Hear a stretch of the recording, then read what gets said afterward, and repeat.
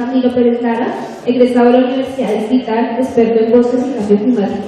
Obtuvo el segundo premio puesto en el Premio Encuentro Andino Juvenil Ambiental 2007 y reconocimiento en el Encuentro Andino Juvenil Ambiental en 2008 por sus trabajos modelación matemática de coberturas de Coimania, Yungas y Alus, como indicadores del cambio climático en la sabana de Bogotá desde hace 3,5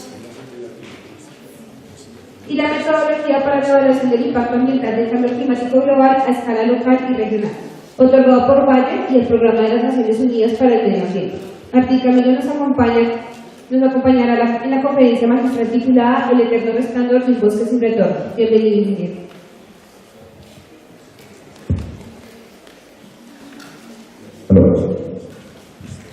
Bueno, buenos días.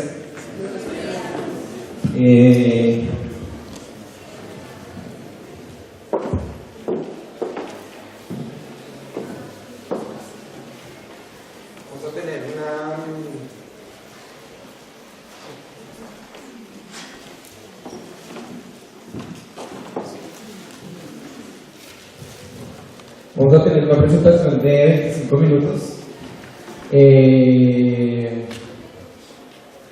Vamos a ver 3 puntos de manera general. Un contexto de lo que considero que es el tema que más dinámica tiene actualmente en generación de políticas y normativas en Colombia, que es la relación entre la gestión forestal, la gestión de los bosques, su biodiversidad y el cambio climático. Todo en un esquema conceptual que ha planteado la política de cambio climático, la recién lanzada política de cambio climático, hacia un desarrollo rural bajo en carbono y resiliente al clima. Entonces, primero que todo, una fotografía. Desde 2010 más o menos los países han empezado a desarrollar sistemas de monitoreo de la actividad de deforestación principalmente. Están avanzando en el monitoreo de la degradación, pero si uno quiere hacer una mirada a nivel regional, latinoamericano, de cuenca amazónica o mundial, por consistencia metodológica, la mejor fuente de datos es un desarrollo que ha hecho Google que se denomina Global Forest Watch y nos permite ver cuál es el comportamiento de la deforestación a gran escala a partir de análisis de imágenes Landsat. Para Latinoamérica nos permite ver que tenemos unos fuertes focos de pérdida de bosques en toda la cuenca amazónica, los principales aportes en Brasil con cerca de 2 millones de hectáreas taladas al año, Venezuela con unos datos cercanos a las 60.000 hectáreas, Perú y Ecuador también cercanos a los 60.000 y 40.000 hectáreas Ecuador, y Colombia, según esta fuente de reporte, unas tasas de 140.000 hectáreas. Cuando uno ya quiere entrar a mirar los comportamientos de la deforestación a nivel nacional, tiene que entrar a los sistemas de monitoreo de cada país. Para Colombia tenemos el sistema de monitoreo de bosques y carbono. Ustedes creo que tuvieron presentación antes de ayer con Edson Cabrera, donde uno puede ver en detalle cuál es el sistema de monitoreo y las cifras asociadas a Colombia desde los datos oficiales, pero eso nos permite una comparación regional, que es un proceso que no solo se está desarrollando en Colombia, sino pues que es una problemática latinoamericana asociada principalmente con la pérdida de bosques tropicales. Una vez obtenemos los datos de deforestación, el país empieza a hacer unos análisis de asociación de información para averiguar cuáles son las causas de la deforestación, empieza a responder este conjunto de preguntas y determina que hay unas causas asociadas a esa pérdida de deforestación. Entonces, de la mezcla de esos análisis de satélite y de información de múltiples fuentes, Colombia tiene graves problemas en gestión de su información, estamos atrasados en censos, estamos atrasados en recopilación catastral, que hace complicado hacer esta determinación, pero con la información disponible se ha llegado a que las principales causas de pérdida de bosque en Colombia son las pasturas asociadas a ganadería, pero no siempre que el satélite detecta un cambio de bosque a pasturas se está hablando de ganadería, porque hay un proceso de ocupación por acaparamiento de tierras que muchas veces es la tumba del bosque como símbolo de ocupación, no para la inclusión de sistemas productivos ganaderos. pero pues siempre van de la mano. De manera análoga a la agricultura, hay tumba de bosques para siembra de cultivos agrícolas. Palma, que es a nivel mundial un motor de deforestación en Colombia, no tiene una expresión tan intensa, pero una posibilidad de llegar a hacerlo. Entonces incluimos agricultura como uno de los motores de deforestación. Minería, tanto ilegal como ilegal, se relaciona con procesos de deforestación, aunque su relación directa no es tan intensa en cantidad de bosque talado. Los cultivos de uso ilícito, el desarrollo de infraestructura, principalmente por la generación de acceso, es una variable indirecta que genera el acceso a áreas de bosque más conservado y que la expresión de estos primeros agentes de deforestación sea más explícita. Y la extracción ilegal de madera también se ha determinado como un motor de pérdida de bosques. Entonces, cuando vemos que hay una gran pérdida de bosques a nivel regional, a nivel Colombia, ustedes como estudiantes de ciencias forestales, como profesionales de ciencias forestales, saben que pues, cada vez que se pierde el bosque hay un detrimento en los servicios ecosistémicos, hay una liberación inmediata del carbono que había acumulado en el proceso de crecimiento y por ende controlar la deforestación se vuelve una acción de mitigación y crea todo un marco conceptual para que la gestión y conservación de los bosques sea una acción de mitigación y adaptación al cambio climático. Cuando uno mira las fuentes de emisión en Colombia, la principal fuente de emisión, o sea, el principal aporte nuestro a la problemática mundial del cambio climático se hace en el sector de la forestería y los sistemas productivos que se establecen una vez se reemplaza el bosque, lo que se llama el sector APOLU, que reúne agricultura, forestería y cambios de uso del suelo. 39% de las emisiones consolidadas sobre ese sector y genera tanto las emisiones como una relación con la baja capacidad de adaptación del país a eventos extremos. Entonces, como ustedes saben, en el evento de la línea desarrollado durante 2010 y 2011, que es el evento icónico cuando se habla de tema de riesgos en Colombia, hubo una pérdida del 2.2% del Producto Interno Bruto por la baja capacidad de infraestructura, tanto infraestructura de cemento como infraestructura ecológica, que permitió que, en palabras prácticas, todo el país se inundara. Entonces, cada vez que perdemos bosques, generamos problemas de mitigación y nos volvemos más vulnerables al cambio climático. Por las condiciones geográficas de Colombia, que tiene dos costas, tiene cordilleras, la gran cantidad de ecosistemas, se ha determinado que Colombia es uno de los países más vulnerables en el mundo al cambio climático. Si uno mira dentro de esa gran bolsa de usos del suelo, la deforestación específicamente, de ese 39% genera el 35% de las emisiones, solo la pérdida del bosque. Y pues a nivel histórico, siempre ha sido una constante que sea el mayor aporte en cada uno de estos periodos de reporte. Entonces, si Colombia quiere cumplir compromisos como el que obtuvo en París, recientemente ratificado en la ley 1844, y quiere llegar a disminuir su tendencia de emisiones, la deforestación se vuelve, si no el punto clave a atacar en gestión del Estado.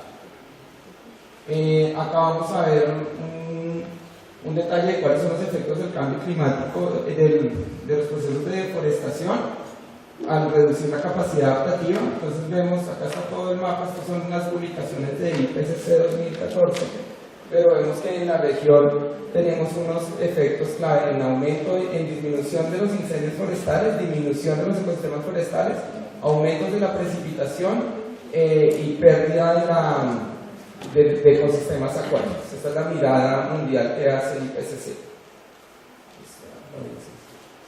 Y cuando miramos en Colombia, tenemos un estudio de Perú, acabamos de publicar la semana pasada, pero pues no quise entrar en ese detalle técnico, el capítulo de vulnerabilidad de la tercera comunicación nacional, donde están los análisis de riesgo para Colombia. Pero en términos generales, el Perú hace un buen válido de cuáles son los impactos del cambio climático. Entonces tenemos las siguientes categorías, unos impactos en salud, entonces hay desplazamiento de vectores principalmente por la variedad altitudinal de la orografía en Colombia, permite que las áreas más cálidas de ecosistemas tropicales y su contenido de vectores, al haber aumentos de la temperatura, puedan acceder hacia las áreas montañosas. Entonces, casos como la malaria permite que el mosquito anófeles llegue a ciudades intermedias donde no llegaba y por ende una capacidad de propagación de la enfermedad.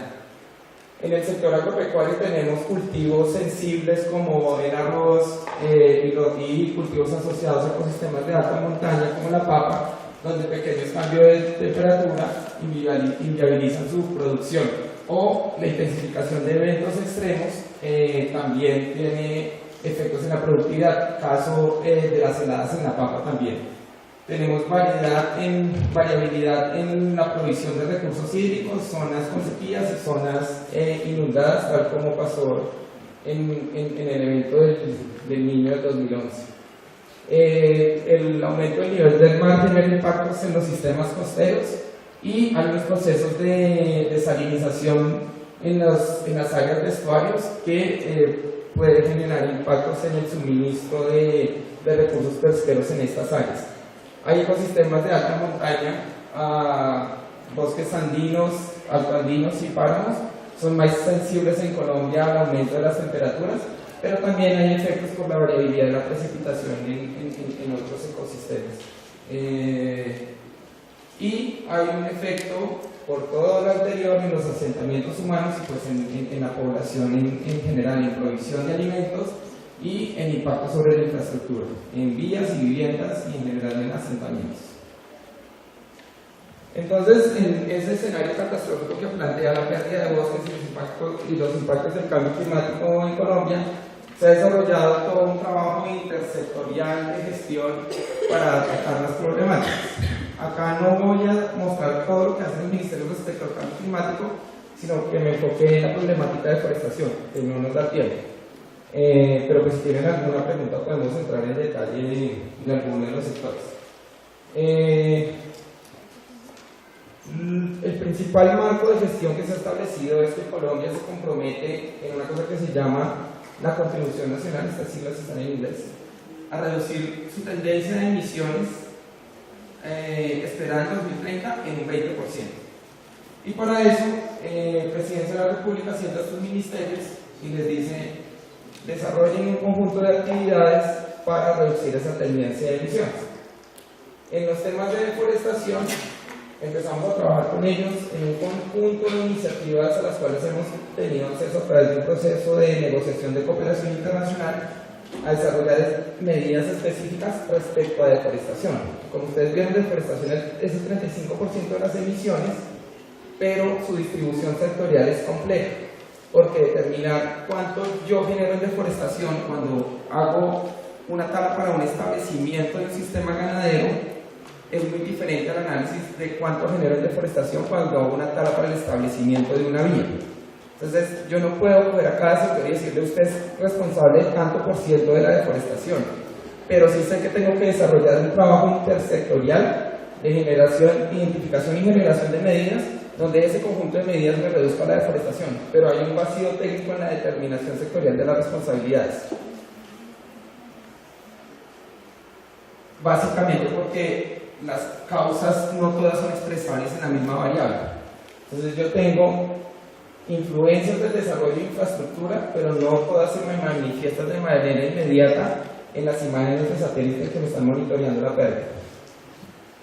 Entonces, ¿qué hicimos? Cogimos cada una de las carteras ministeriales y hicimos una identificación amplia de medidas, mesas de expertos, revisión de literatura, identificamos un número conmensurable, un poco ambiguo, de 150 acciones que cada uno de estos ministerios debería desarrollar, que contribuyen en el marco de su misionalidad a la reducción de la deforestación, una carga fuerte por el rol de autoridad ambiental en las las corporaciones autónomas regionales del Ministerio de Ambiente, una carga fuerte del 31% de participación de medidas del Ministerio de Agricultura por toda la gestión rural que se realiza, y unas cargas marginales en la identificación de acciones. Esto no me dice mucho, pero por lo menos me empieza a generar una hoja de ruta sobre qué tiene que hacer cada sector para la reducción de la deforestación.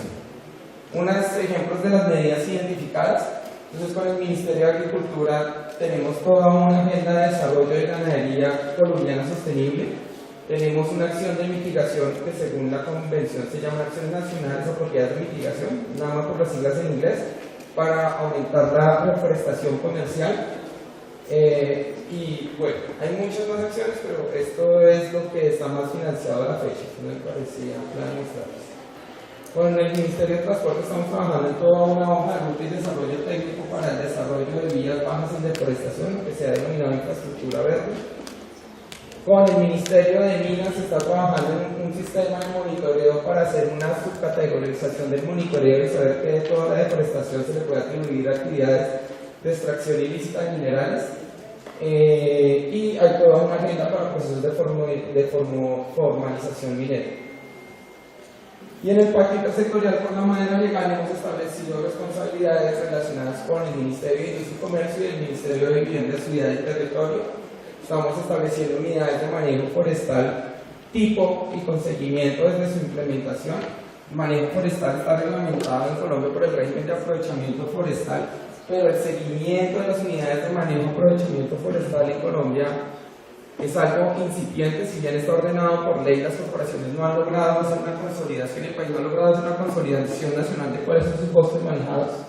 Entonces estamos avanzando hacia unos pilotos para organizar un sistema de monitoreo y de trazabilidad, y estamos trabajando en difundir todos los elementos que tiene el país para certificar que la madera es de procedencia legal, en el marco de todo un programa que se denomina gobernanza forestal. Adicionalmente, en el escenario del posconflicto, el país está trabajando en incluir criterios para la no deforestación en los instrumentos de posconflicto. Entonces revisamos las normas relacionadas con son 20 o 30 normas, pero puede mencionarse la formulación del régimen de uso de tierras en las reservas forestales que se hace a través de la ley de tierras, o la inclusión de criterios para la asignación de tierras en el marco del fondo de tierras, y así con cada uno de los mandatos que da el acuerdo firmado con las FARC y que se traducen en los instrumentos normativos que ustedes han visto que se han estado gestionando en los últimos meses.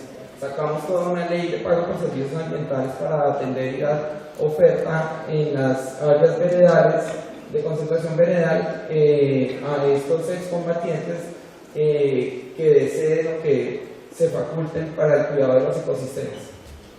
Y así hay bastantes ejemplos, pero todo se puede marcar en la agenda del posconflicto. Adicionalmente se saca la política de cambio climático, se sacan hay 5 líneas estratégicas, de las cuales se formó una de desarrollo rural bajo carbono y otra de mitigación y adaptación basada en ecosistemas, que básicamente lo que plantea es que el país tiene que hacer una transicionalidad hacia la conformación de paisajes forestales. Yo creo que yo estoy señalando, pero nadie está en este punto. El único que ve mi Parkinson soy yo. Bueno, entonces cuando uno mezcla estos dos desarrollos conceptuales de la política de cambio climático, lo que ve es que tiene que haber una transicionalidad entre áreas conservadas, aquí 2 áreas conservadas, realmente que estoy señalando los 2 conjuntitos de áreas, hacia una transicionalidad hacia unos sistemas productivos relacionados con el uso del bosque y manejo forestal sostenible, hacia unos sistemas productivos más intensos, pero en una convivencia a nivel de paisaje que me permita un continuo difuso y no un corte transversal como se está viendo en los focos de deforestación de Colombia. Hasta acá llega el bosque, hasta donde ya no me da por temas de pendiente o porque ya llegó al estuario o al río, sino que lograr hacer este manejo que me permita que la gente pueda vivir con sus actividades productivas, pero donde los árboles jueguen un rol principal y cada vez más preponderante hacia los núcleos de bosques maduros. Entonces eso es lo que dice ahí básicamente, está bien que tampoco se lee. Todo eso esperamos que cumpla en lo que nos comprometimos en el Acuerdo de París. Entonces es que tengamos nuestro pequeñito aporte a la ambición mundial de no llegar a los 2 grados y pues ojalá no llegar al 1.5 de aumento en la temperatura promedio mundial, mejorar nuestra capacidad adaptativa, lograr acceder a los mecanismos internacionales de apoyo financiero y todo eso con unos principios de transparencia, universalidad, dinamismo, de que los procesos sean rápidos y que sean unos procesos que se puedan mantener a largo plazo. Todo eso suena súper bonito. En herramientas técnicas para hacer de monitoreo a estos compromisos, Colombia publicó su primer nivel de referencia de emisiones forestales, y eso lo que quiere decir es que proyectó cuál era la tendencia a su deforestación y cuánto podía reducirlo y esas cuántas emisiones evitadas significaba. Entonces escribió ese documento que se envió a la Convención Marco de Naciones Unidas sobre Cambio Climático, fue revisado por expertos del mundo, fue aprobado y Colombia pasó ahora de tener este nivel de referencia a empezar en la elaboración del nivel de referencia nacional. Acá tenemos cerca de 45 millones de hectáreas. Falta completar las 114 millones de hectáreas del territorio continental. Pero pues estamos avanzando en tener estos instrumentos técnicos que nos van a permitir medir la eficiencia del control en la deforestación respecto a temas de carbono. Este es el documento, lo pueden encontrar en internet. Estas son las gráficas y esto en rojito es lo que se esperaría de reducción. Hemos accedido a pagos por resultados en el marco del mecanismo RED, que es un mecanismo bien interesante que por usted deforestar menos, o sea, usted sigue deforestando pero deforesta menos y por eso puede acceder a unos recursos. Entonces firmamos unos convenios bilaterales con Noruega, Alemania y Reino Unido y hemos hecho cobros por estas toneladas reducidas. La bolsa de pago por resultados a las que vamos a acceder ya se las muestro, pero este es el instrumento técnico con el cual Colombia muestra su desempeño y accede a pagos que retroalimenten los procesos de financiación de proyectos que llevan a la reducción de la deforestación. Hemos creado todas unas instancias de conversación con las instancias que creemos son con las que tenemos que trabajar para la reducción de la deforestación. Entonces hemos creado una mesa nacional red en la cual nos sentamos con las corporaciones y les decimos, bueno, ¿qué podemos hacer para hacer la reducción de la deforestación?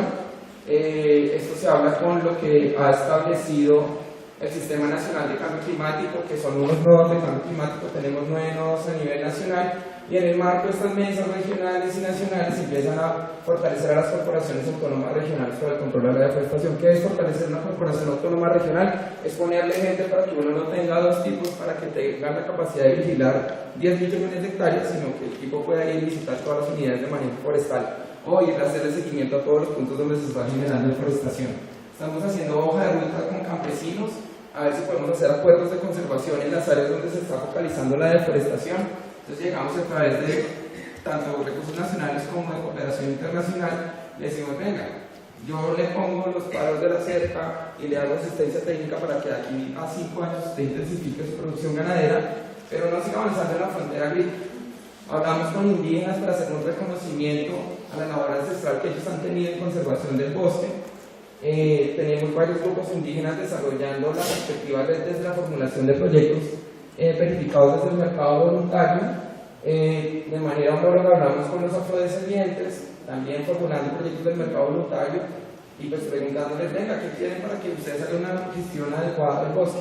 Estamos montando 2 unidades de manejo forestal a través de recursos del Fondo Mundial Francés para el Medio Ambiente para establecer 2 grandes unidades de manejo forestal de 25.000 hectáreas cada una, trabajadas con pueblos afrodescendientes. Nos sentamos con los sectores y seguimos trabajando esas 150 medidas para fortalecer su desarrollo y para que cualquier desarrollo de los sectores productivos sea bajo deforestación. Y también hablamos con las ONGs que se vuelven unos socios en la implementación territorial. Entonces tenemos fundaciones muy fuertes en región.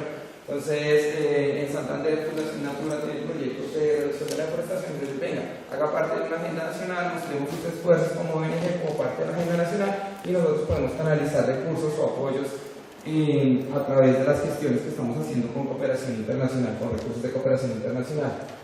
También ponemos todos los datos, no sé, este es el en el que les puse la vez pasada, no les puse las fotografías de deforestación porque creo que él se las mostró, pero cogemos toda esa información y sentamos acá están de civil, pero estos son militares. sentamos a carabineros, a fuerzas militares, a la armada y les decimos, bien, el país está deforestando en estos sitios, ¿cómo hacemos para preparar los operativos, para hacer la inteligencia al tema? Y empezamos el desarrollo de operativos. Normal, esa información es clasificada, entonces no puedo mostrar cómo las áreas geográficas donde estamos planeando operativos, pero de manera general estamos trabajando en el arco de forestación de la Amazonía, que es la unión entre Caquetá y Guaviare en el límite de bosque en la parte norte. Estos son los programas con los que estamos financiando. Hay alrededor de unas 2 iniciativas, pero estas son las que más recursos han ido. Entonces estructuramos una visión de Amazonía con base en el nivel de referencia, que es el instrumento técnico que les mostré, con el cual se mide el desempeño para el pago por resultados. Se accedió a una bolsa de $120 millones para financiar todas las actividades que puedan reducir deforestación en el bioma amazónico colombiano. Creamos una unidad técnica y estamos desarrollando planes operativos anuales con todas las entidades que les mostré en la Mesa Nacional Red para invertir esos recursos. Pero siempre entran recursos siempre y cuando haya reducción de la deforestación, porque siempre se está comparando con el nivel de referencia. Entonces, si no reducimos la deforestación, no hay recursos, y si no hay recursos, no hay cómo implementar las acciones, y pues puede hacerse una bola de nieve hacia el desastre y hacia la pérdida de los bosques, o puede hacerse una bola de nieve hacia la financiación de acciones que sigan reduciendo la deforestación y hacia la conservación de los mismos. Vamos a ver hacia dónde va esa bola de nieve. Con el último dato de deforestación de Colombia parece que no va muy bien, se nos disparó en 40% la deforestación en Colombia, la tenemos en 174.000 hectáreas, pero la tendencia de la deforestación venía aún más alta, veníamos deforestando cerca de 210.000 hectáreas a nivel nacional, entonces podemos seguir accediendo a algunos pagos. Vamos a ver si con los recursos que nos entran logramos continuar financiando las acciones y así voltear la tendencia. Estamos ahorita como en esa incertidumbre. La declaración conjunta de interés, que la financian los mismos países de Visión Amazonía, que son Alemania, Reino Unido y Noruega, nos dio $170 millones que se van a administrar a través de un fondo que administra el BID para acciones de reducción de la deforestación. Ya accedimos al primer pago de los primeros $10 millones y estamos haciendo las gestiones para acceder al resto de los recursos que entrarán a este fondo que se llama Fondo Colombia Sostenible. Y con el Fondo de Biocarbono estamos montando un programa de reducción de emisiones en todo el sector APALU, que incluye tanto deforestación como las emisiones que se hacen post establecimiento en las áreas deforestadas. Entonces también nos dan reconocimiento si yo hago reducción de las emisiones por fermentación entérica, por ejemplo. Entonces en este fondo estamos accediendo a una financiación de cerca de $60 millones, 12 para asistencia técnica y el resto de esquemas de pago por resultados. Esto se hace en los 4 departamentos de la Orinoquía colombiana. Acá un ejemplo en que se invierte esta plata. Entonces se crean unos pilares temáticos que abordan cada uno de los, o tratan de abordar los agentes de la deforestación. Entonces lo agro y lo agropecuario se ataca mediante el establecimiento de acuerdos de conservación en un pilar agroambiental, que supone como el 50% de los recursos, esto es lo más caro. Para el trabajo con el Ministerio de Minas, Ministerio con Invías, se crea una agenda sectorial sostenible donde se desarrollan todos estos modelos de infraestructura verde y se empiezan a hacer evaluaciones de cómo esto se puede incluir, ya sea vía licenciamiento ambiental o vía misma de los instrumentos internos del sector. Se crea un pilar de gobernanza forestal en el cual se financian las acciones de manejo forestal sostenible y un pilar de condiciones habilitantes que me permiten mantener el monitoreo de los bosques para saber qué tan efectivo estoy siendo con todo el resto, y un pilar indígena donde le pregunto a estos pueblos cómo ven que puede financiarse la función que ellos ya han tenido de conservación del bosque durante muchos años. Si uno mira la estructura interna de la declaración conjunta, entonces también hay unas líneas temáticas y de manera homóloga se hacen financiaciones en cada uno de estos componentes. No los voy a repetir. Si uno mira temáticamente se parecen bastante. Pero pues como este está específicamente diseñado para Amazonía y parte también de las discusiones con las comunidades, pues no puede ser exactamente igual siempre la inversión a uno que se va a hacer a nivel nacional. La declaración conjunta es para desarrollarse a nivel nacional. Tenemos un proyecto, Jeff, alrededor de Chiribiquete, que pues, ha sido recientemente ampliado. Entonces se hacen los mismos componentes de visión de la Amazonía, pero de una manera más intensa para salvaguardar esta área estratégica para la conectividad de los bosques de los Andes y de la Amazonía colombiana. Cualquier detalle que quieran sobre todo muy rápido, porque es un barrio muy rápido la gestión, pero ahí después queda mi contacto, me pueden preguntar y hay muchísima información para ver los detalles técnicos de cada una de estas iniciativas. Si uno quiere ver de qué trata el proyecto de exploración de la Amazonía, entonces tenemos unos resultados globales, uno asociado a las áreas de importancia ambiental, entonces es mantener manejada de manera adecuada el área del parque. Tenemos que fortalecer tenemos que fortalecer a las instituciones, tanto a parques nacionales como a las corporaciones autónomas regionales para que puedan desarrollar su rol de control. Y alrededor, en ese marco de paisaje transicional desde áreas de conservación hacia áreas con manejo forestal sostenible, se crea un buffer de 2.5 millones de hectáreas con acciones que permitan la permanencia de la cobertura forestal. Estas acciones que permiten el uso y la extracción de recursos, pero que no implican la pérdida de la cobertura forestal. A nivel de normativa, como les decía, la relación entre cambio climático, biodiversidad y bosques ha sido el tema más dinámico. Les recomiendo que hagan una revisada. Yo creo que cualquier forestal debería como saberse estas normas en Colombia, por lo menos porque están cambiando la gestión que se puede hacer en el sector. Entonces se ha creado un registro de acciones de mitigación en general para cualquier categoría de cambio climático y específicamente un registro para las acciones red. Esto está en la Ley del Plan Nacional de Desarrollo. Se ha creado el sistema a través del decreto 298 de este año, el cual establece una estructura de gestión a nivel territorial del cambio climático, crea una comisión que sienta los ministerios y crea unos nodos de cambio climático donde sienta todas las instituciones a nivel regional. Ha creado un impuesto al carbono, la reforma tributaria, la ley 1822. La reforma tributaria establece en el artículo 221 el impuesto al carbono. Casi ningún país en el mundo se había atrevido a poner el impuesto a la quema de combustibles fósiles. Colombia lo hizo y más aún creó un impuesto en mi concepto atípico porque creó el concepto de carbono neutralidad. La filosofía general de los impuestos es desincentivar una actividad, pero los impuestos en teoría económica normalmente no tienen destinación específica. A través del concepto de carbono neutralidad, el impuesto mismo tiene destinación específica para gestión de ecosistemas y a través de carbono neutralidad se incentiva la formulación de proyectos en el mercado voluntario que generen reducciones de emisiones. Resulta que los proyectos de reducción de emisiones del sector de uso del suelo y de reducción de la deforestación son los que más volúmenes de reducción de emisiones generan. Entonces se crea una oportunidad para el mercado voluntario relacionado con la gestión forestal. Adicionalmente se saca el decreto 1257, salió antes de ayer, en el cual se establece una comisión de control para la deforestación. Entonces mueve toda esa infraestructura de ejército, policía y fuerzas armadas hacia la ejecución de operativos para el control de la deforestación en territorio con base en la información que genera el IDEAM. Y otra ley muy interesante para saber qué está pasando es la ley de cambio climático, la 1827 de este año, en la cual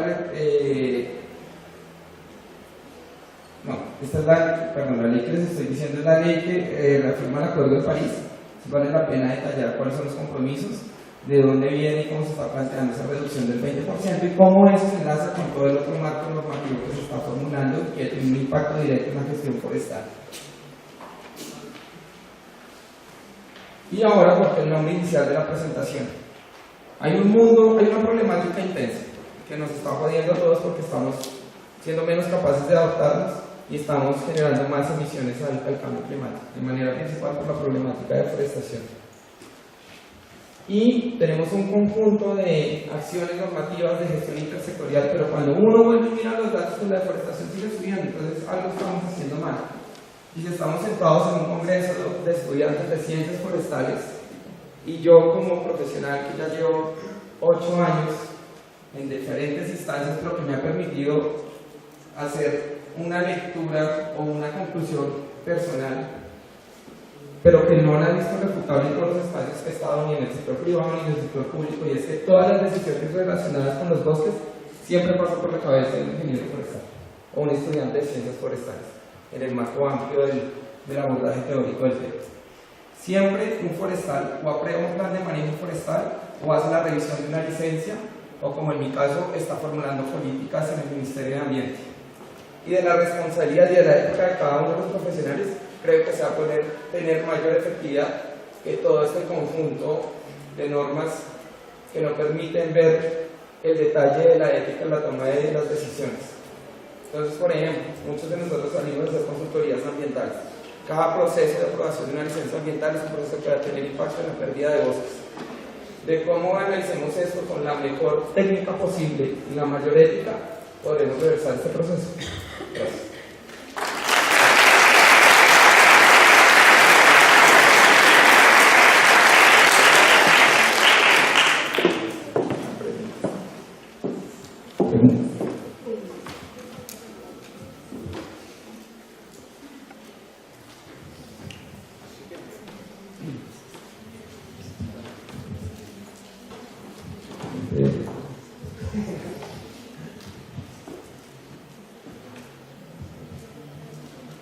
Yo tengo una pregunta.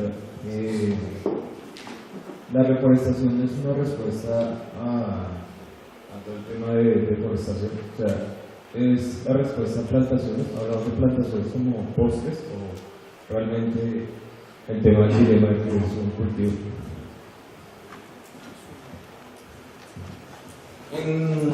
Tanto en temas de deforestación, de monitoreo de la deforestación, como en gestión del cambio climático, la plantación se entiende como un cultivo. El monitoreo de la deforestación excluye de manera explícita las plantaciones forestales, o sea, todos los punticos ahí son bosques naturales perdidos, pero cuando uno entra a mirar la estructura de los inventarios de gases de efecto invernadero en tierras forestales, se incluye la información sobre los aumentos del stock de carbono que se hacen por plantaciones forestales. Si bien se lee como cultivo, se vuelve acción de mitigación porque tiene la capacidad de capturar carbono, pero no entraría dentro de la gestión gruesa del bosque natural.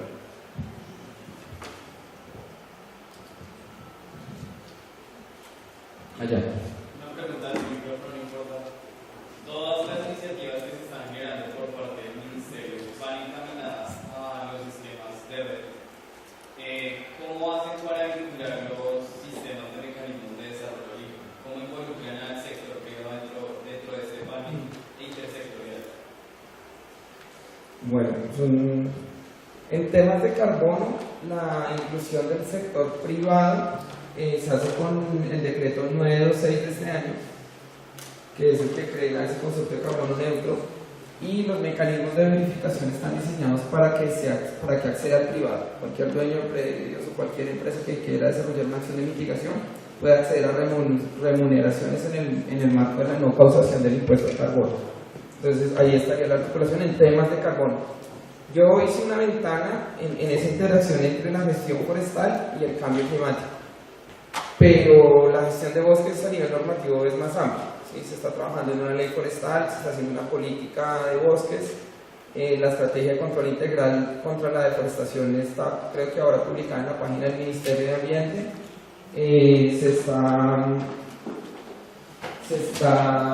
Se generó la actualización normativa del esquema de pago por servicios ambientales a través de la ley 811 de este año.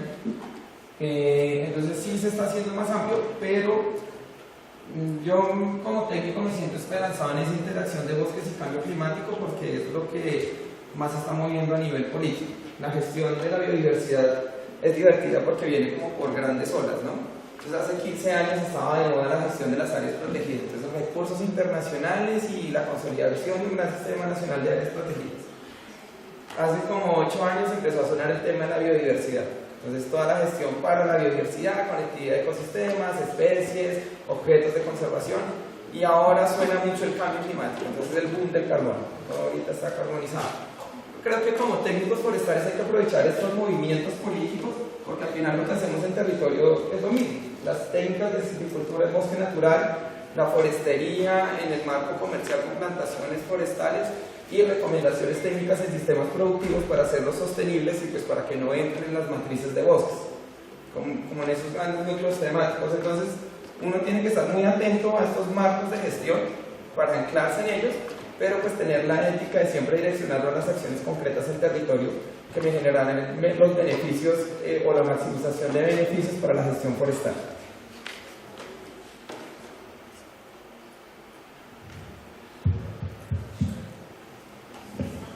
Muchísimas gracias al ingeniero Martín Camilo.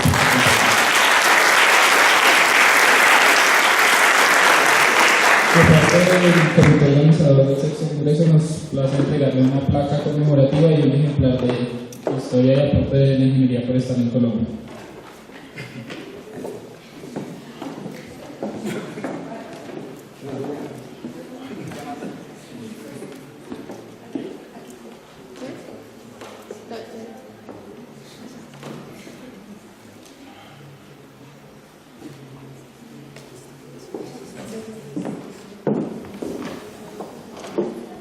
A continuación recibiremos al compañero Adrián Silva Cardosa, quien nos acompaña de la Universidad Autónoma de Chapingo, México, con su ponencia titulada Tasa de cambio de la cobertura forestal 2003-2010 en 3 tipos de vegetación de encino en el estado de Durango.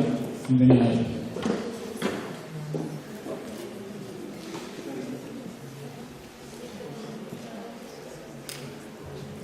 Buenos días, ¿cómo están? Bueno, antes que nada agradecerles por la invitación y felicitar a todos los del comité del congreso que han hecho gran trabajo, y de mi parte y de mi compañero Fernando pues nos han dado una atención excelente. Muchas gracias por eso. Ya les voy a hablar de la tasa de cambio de la cobertura forestal. Yo soy ingeniero en restauración forestal egresado en 2016 de la Universidad Autónoma de Chapingo. Bueno, la cobertura se da principalmente a causa de 2 factores. El primero son los fenómenos naturales, principalmente los incendios forestales en el estado de Durango, y el otro pues es el factor antropogénico por cambios y usos de suelos, principalmente de los terrenos forestales a terrenos agrícolas o pecuarios. Este cambio en la cobertura se puede representar en 2 maneras. Una donde incrementa la extensión forestal, y a esto lo vamos a interpretar como una expansión, y la otra como una reducción, es decir, una deforestación. El género de los encinos, o ustedes lo conocen como robles, es del género Quercus, es de las familias de las fagáceas, y existen más de 500 especies alrededor del mundo, distribuidas principalmente, como pueden ver en la imagen señalada en color rojo, distribuidas en el hemisferio norte. En México tenemos 109 especies que son endémicas, y el estado que más especies tiene de este género es Jalisco, con 48 especies, después le sigue Oaxaca con 46, y Durango, que es la región del estudio, cuenta con 44 especies. Bueno, este género no solamente juega un papel importante dentro de los ecosistemas en cuestiones de aspectos ecológicos, debido a los servicios ambientales que proporciona, todo este rollo del ciclo hidrológico del agua, retención de suelos, generación de materia orgánica, sino también en aspectos socioeconómicos.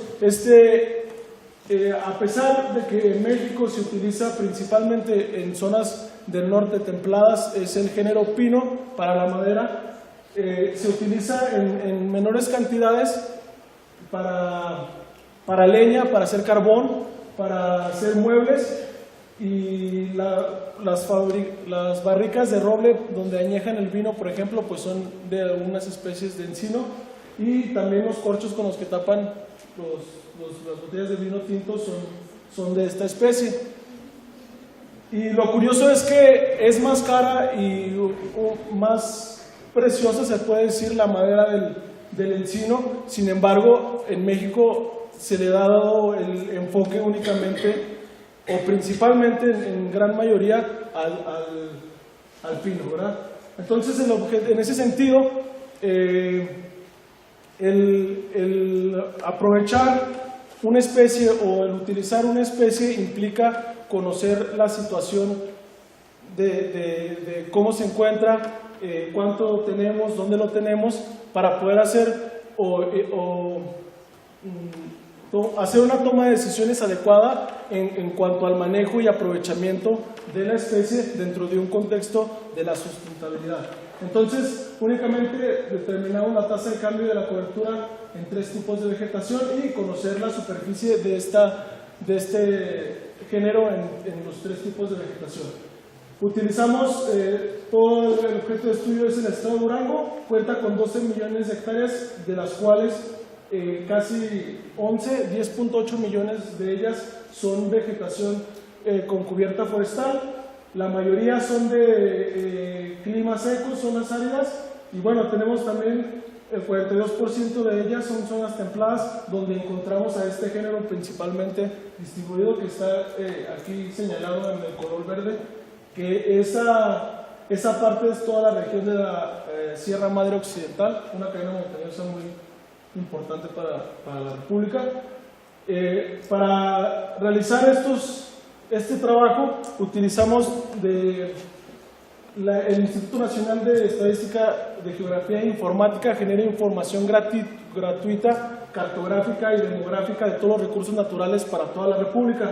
Entonces se utilizaron las cartas de uso de suelo y vegetación en una escala de 1 a 250,000 en 2 series. La primera fue en 2003 y la serie 5 en 2013. Entonces se evaluó la tasa de cambio se evaluó en una década, en un periodo de 10 años. Para calcular la tasa anual de cambio utilizamos una fórmula publicada por Puibarao en 2013, que es una tasa de interés compuesto, y el cual utiliza el logaritmo para calcular la superficie. Y todo el geoprocesamiento utilicé un software libre que es QGIS, es muy parecido a ArcGIS, pero pues es gratuito. Entonces, la superficie, bueno, tenemos que de las 12 millones de hectáreas que tiene Durango, el 26% poseen el género de Quercus. ¿Cuáles son los 3 tipos de vegetación que utilizamos o que nos interesa? El bosque de encino pino y bosque de pino encino.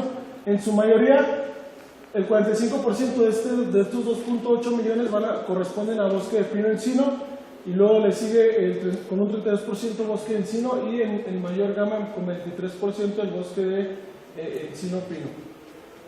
La tasa de cambio por tipo de vegetación fue relativamente pequeña. Ahorita vamos a ver unas comparaciones, pero en este periodo evaluado de 10 años se perdieron aproximadamente cada año 9.920 hectáreas de estos 3 tipos de vegetación. Aquí en estas gráficas tenemos la pérdida por cada tipo de vegetación, y bueno, la tasa anual fue negativa, fue de 0.15%. Finalmente, en un contexto global, pues tenemos que en 1990 existían 4.128 millones de hectáreas, eso equivale a 21 veces la superficie de México.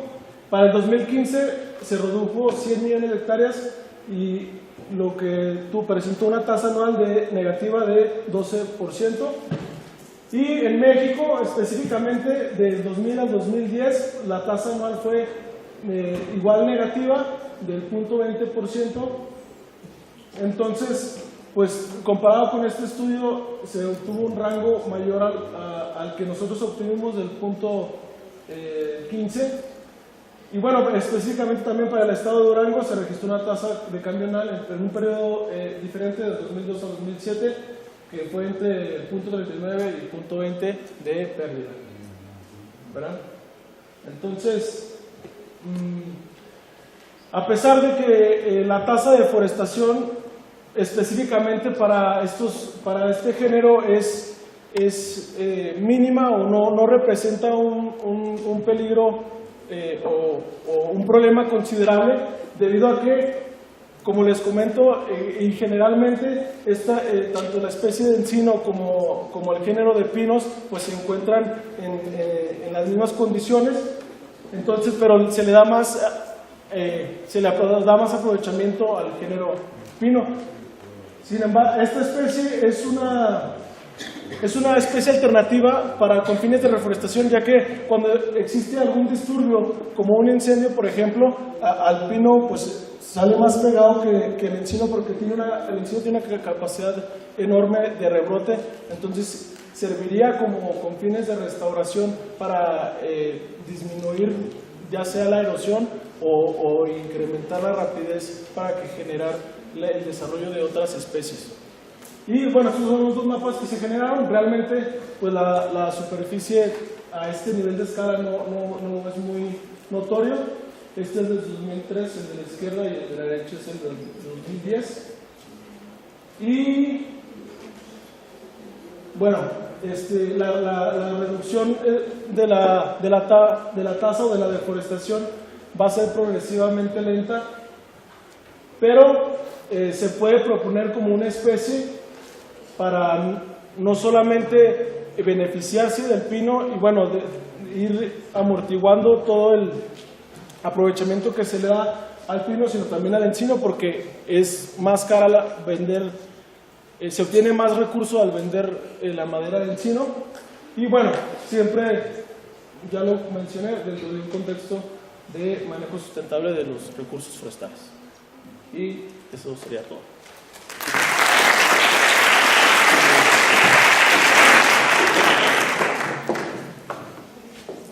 ¿Preguntas para el día?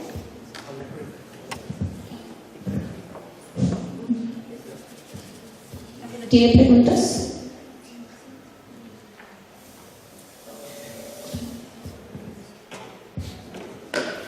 Muchísimas gracias, Adrián. De parte del Congreso te entregamos la última edición de la revista Colombia Forestal. Un aplauso, por favor.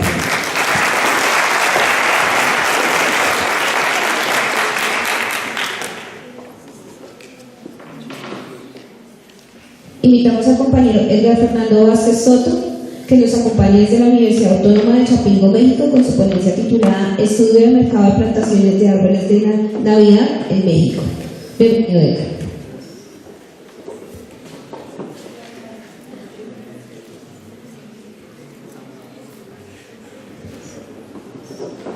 Hola, muy buen día a todos. Bueno, mi nombre es Fernando Vázquez y vengo igualmente de la Universidad Autónoma de Chapingo y curso la especialidad de Ingeniería en Restauración Forestal. Y bueno, en este caso venimos a mostrarles un estudio de mercado relacionado a meramente un símbolo que está relacionado con una sola palabra, que es Navidad. Y bueno, este producto, este símbolo de que les hablo es precisamente los árboles naturales de Navidad, los árboles navideños. Y bueno, sin más preámbulo, comenzaremos la presentación denominada Estudio de Mercado de Plantaciones de Árboles de Navidad en México.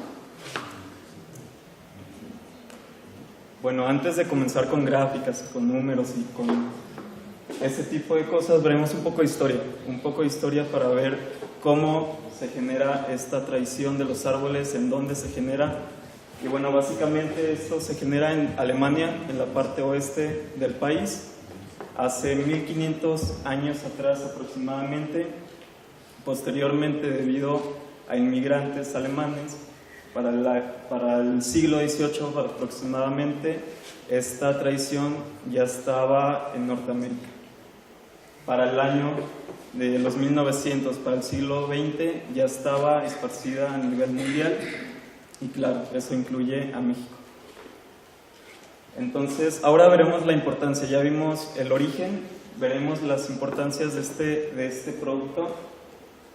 Y bueno, primeramente el económico. Obviamente, cuando vemos un producto, una inversión, queremos que satisfaga nuestros bolsillos, y a continuación ya veremos más a detalle de qué forma lo hace.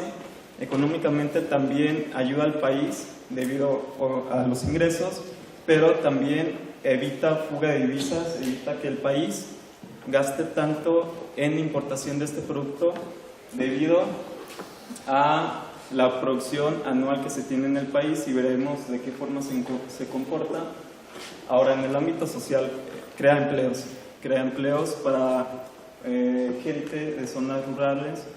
Y como ya vimos en pláticas de ayer, también el movimiento de gente de zonas rurales a grandes urbes es algo que se debe tener en cuenta, porque esta gente abandona sus lugares de origen, se van a la ciudad y pues la ciudad se expande exponencialmente y va arrasando con todo también. Entonces hay que también tomar en cuenta ese aspecto social. Y bueno, en el ambiental, aparte de generar dinero, aparte de generar billetes, es algo que beneficia al ambiente en muchos aspectos.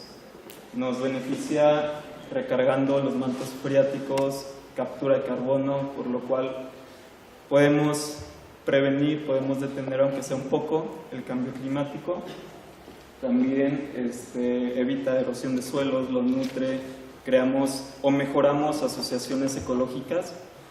Entonces es un aspecto muy importante. Y otro más que también es un pilar de este producto es el cultural, porque este producto es muy importante para muchos países, para muchas culturas en épocas navideñas, porque significa mucha prosperidad, significa abundancia, es para pedir un mejor año por venir. Entonces es un aspecto que le da mucho poder a este producto. Y bueno, entramos al aspecto de producción de árboles de Navidad. Este proceso es largo, es tardado, puede ser de 6 a 8 años aproximadamente. Todo esto depende de qué, de la altura de comercialización que tenga el productor en mente.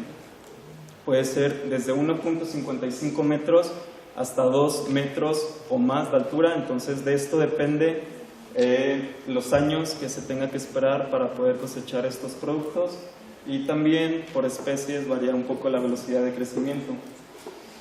Una vez que alcanza la altura deseada, hay dos tipos de venta.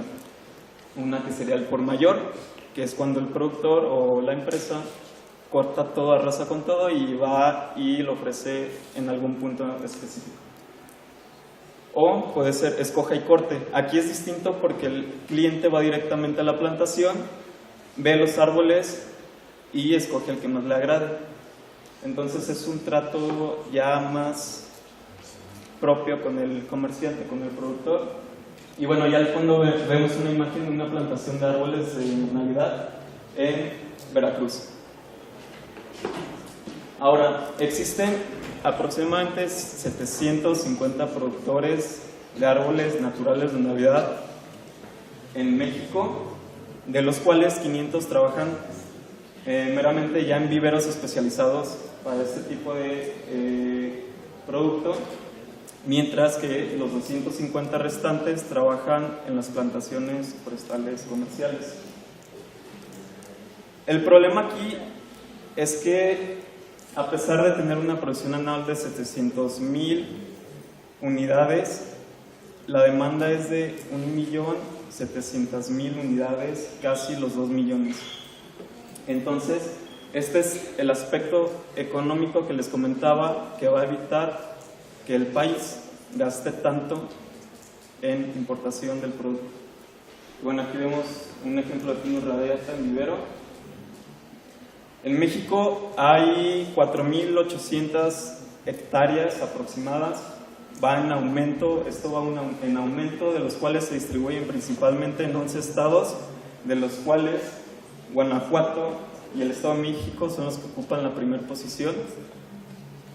Y bueno, estos son datos de hace apenas 3 años. Y ahora, ¿qué especies son las que más buscan los clientes potenciales? ¿Qué especies son las que desean? Tenemos en primer lugar Pseudotsuga menziesi, tenemos también algunas Pinus silvestres, Abies religiosa o Yamier también se vende, Pinus radiata y otras variedades de Cupressus. Sin embargo, Pseudotsuga es el que más se pide. Ahora, ¿qué características quieren los clientes en su árbol? ¿Qué es lo que buscan en su árbol estos clientes? Vemos que el follaje es lo que más llama la atención, es lo que más atrae al cliente, es lo que más busca. El follaje en un 27%, seguido de un tamaño por debajo de 2% o 25%, entonces van muy a la par. Follaje y tamaño son lo que buscan los clientes, seguido de aroma. Bueno, y el aroma es obvio, es por el exudado de la resina, este peculiar detalle que le da un toque extra a este producto, que bueno, a quien no le gustaría que entrando a su casa, teniendo un árbol, huela a bosque, huela a Navidad. Seguido de forma. La forma, ahorita veremos a continuación, hay 3 tipos de forma de comercialización. Y bueno, color se prefiere un verde intenso, que se vea vivo. Forma, existen 3 formas: candelero, la forma normal o natural y flama. Estas formas son gracias a diversas técnicas de poda. Las técnicas de poda ayudan a controlar ancho, altura del árbol, asimismo estimulan los brotes para que creen más ramificaciones y por lo tanto más densidad, más follaje. Y bueno, vemos que los clientes buscan una forma de candelero, principalmente con un 70%. La altura, como les comentaba, la altura varía desde los 1.55 metros hasta 2 metros, inclusive más. Todo depende del comerciante, del gusto de los clientes y demás.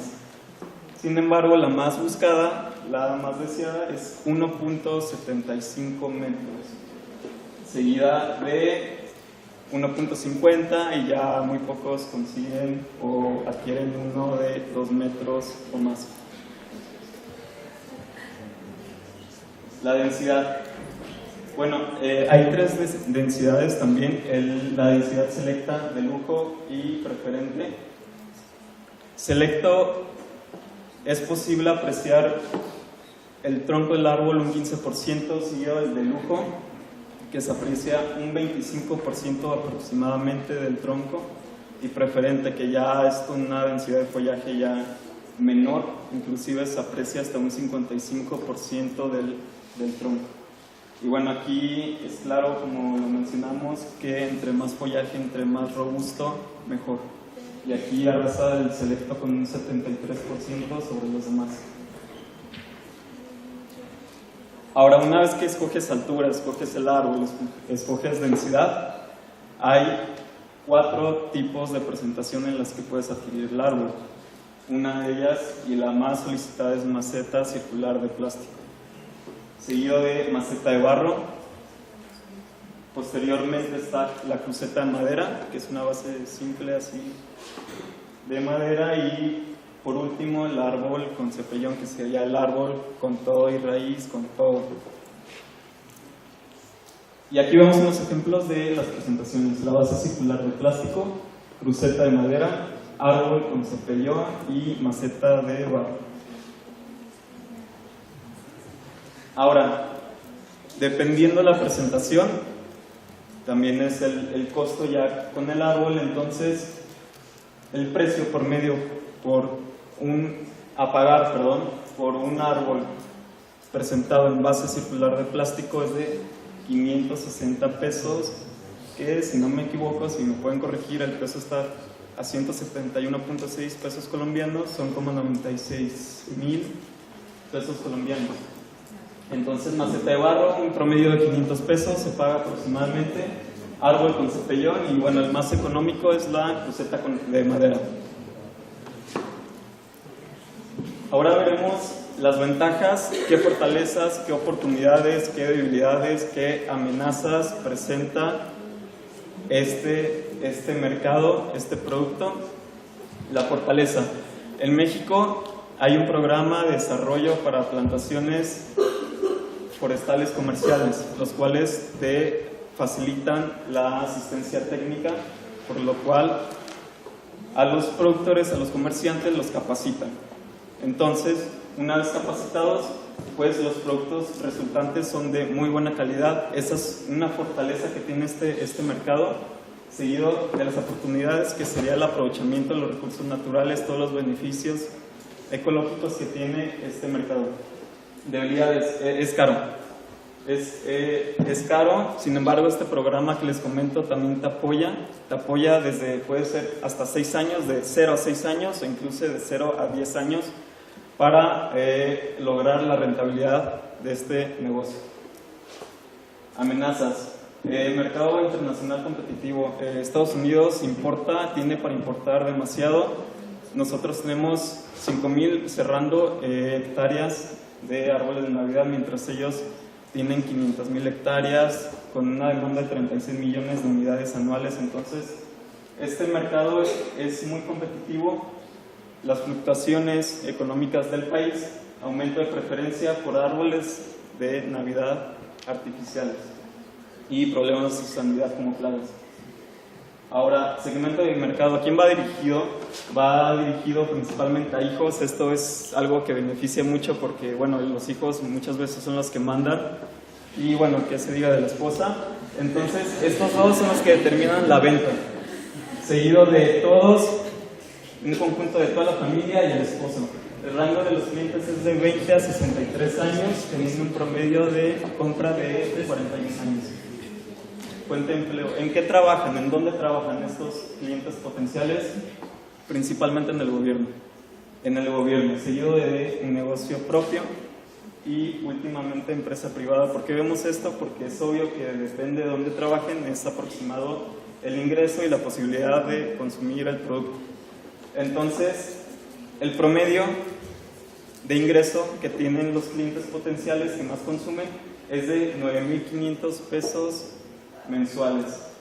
Entonces esto va a determinar mucho la posibilidad, como en cualquier producto, de adquirir el árbol. Religión. Aquí hay un aspecto curioso porque en este producto también la religión aporta. Tanto te puede beneficiar como te puede perjudicar. Afortunadamente, en México acostumbramos, y no es más mal visto, festejar la Navidad o estar con la familia con un árbol navideño. Entonces esto también nos beneficia y estamos, bueno, en el país aproximadamente 52% de la población es de esta religión católica, donde se venden principalmente en viveros. En viveros son un 64%, supermercados, posteriormente plantaciones comerciales y, bueno, cualquier puesto de la calle ya está con un 5%. ¿Cuál es la principal competencia de aquí? Es que la gente compra árboles artificiales, y esto es por una mala creencia que tienen, que los árboles naturales dañan al medio ambiente. Sin embargo, no saben que tiene todo esto un manejo. Entonces hay que también como que cambiar ese chip, esa mala idea de que repercute al medio ambiente. Demanda potencial. Finalmente, la gente quiere o no el producto. En un 65% es un rotundo sí. Si lo quiere, si lo pide, bueno, hay quizá unos amargados, un Grinch que no lo quiere, en realidad no lo va a querer. Y, bueno, unos indecisos que en un 15% quizá lo adquieran. Conclusiones. Bueno, pudimos ver beneficios sociales, ambientales, económicos, especies, características buscadas, aspectos físicos. Finalmente, podemos concluir que la especie más buscada es su Tsuga menziesi.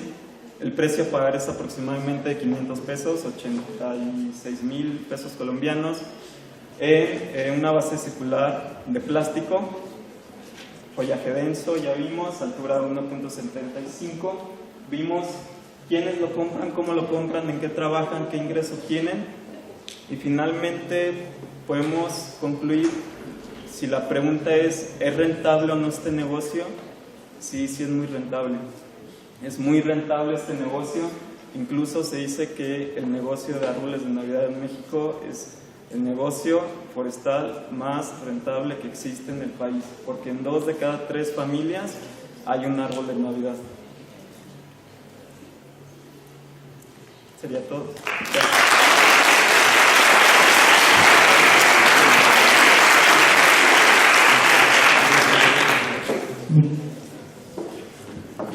¿Tienen alguna duda? Ok.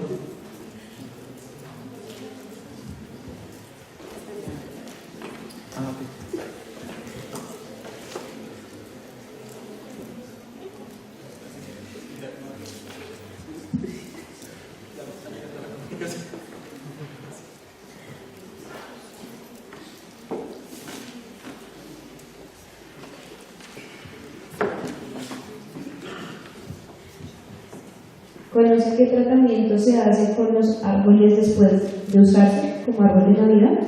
¿Y cuánto tiempo dura? ¿Ocurre o dura? Sí, ese es un detalle muy importante porque en cuanto se corta el árbol, el principal problema es que se caen las hojas, se caen muy rápidamente. Entonces, algo que se tiene que tomar en cuenta como vendedor de árboles de Navidad es que una vez que vendes tu producto debes de poner una etiqueta con todas las especificaciones de cuidado para prolongar su vida, para prolongar su follaje. Entonces, según investigaciones, la mejor forma de prevenir esto no es con antitranspirantes ni demás, sino simplemente poner el tronco en agua, dejarlo en agua, que tenga humedad, que se vaya nutriendo aunque sea un poco, y es la única forma de prevenir, de prolongar un poco su vida. Y el tiempo sí aproximado no podría decírtelo, no sé. ¿Hay algún tratamiento fitosanitario después de cortar el árbol y comercializarlo? No, todo eso se hace en el proceso de crecimiento. No te digo en este caso para evitar chinches, arañas, algo que lleves a tu casa. No, porque de hecho los productos una vez que se venden debe estar totalmente asegurado que no lleven nada de eso. La única forma de prevenir eso es con los debidos cuidados, porque una vez que la plaga más común es el pulgón languínero. Este pulgón ataca el árbol chupando toda la savia. Entonces si tienes uno, si encuentras uno, lo encuentras en todo el árbol, ese se distribuye en todo el árbol. Entonces, si llega a haber un pulgón, la única manera es aplicando insecticidas fuertes, porque este pulgón es peculiar. Está recubierto por fibras cerosas que son impermeables. Entonces le aplicas cualquier otra cosa y no le va a hacer nada. Entonces todo este proceso debe tener su cuidado para evitar este tipo de plagas, porque una vez que las tiene ya es difícil erradicar con ellas. Por lo tanto, si ya lo compraste, si ya te lo vendieron, si ya lo tienes en tu casa, debe estar totalmente libre de todo.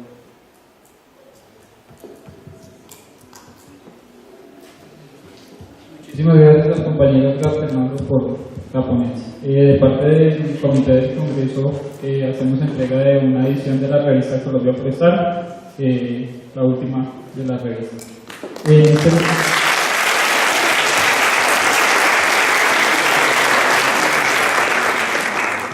En este momento salimos al receso del almuerzo, vamos a tomarnos 50 minutos, les recordamos que la feria gastronómica se encuentra pues afuera del auditorio para que no tengan que desplazarse a ningún otro lugar.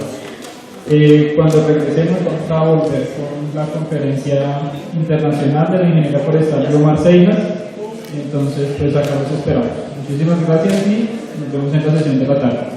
Y vamos ahora para la conferencia magistral internacional de la sesión de la tarde a la ingeniera forestal Biomar Seinas David.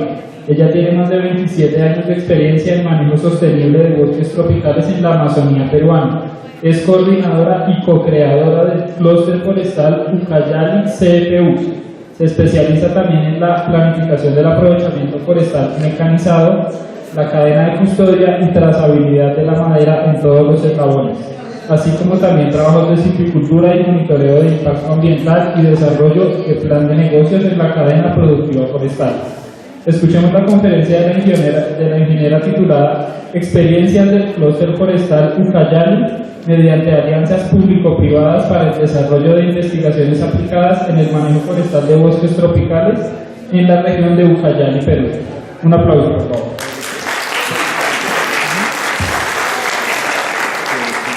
Muchas gracias. Muy buenas tardes a todos. Un agradecimiento muy especial al comité organizador de este 6º Congreso Nacional de Colombia, que también, como ya lo han dicho antes, es un congreso también internacional. Felicitarlos a todos por la iniciativa, por el esfuerzo.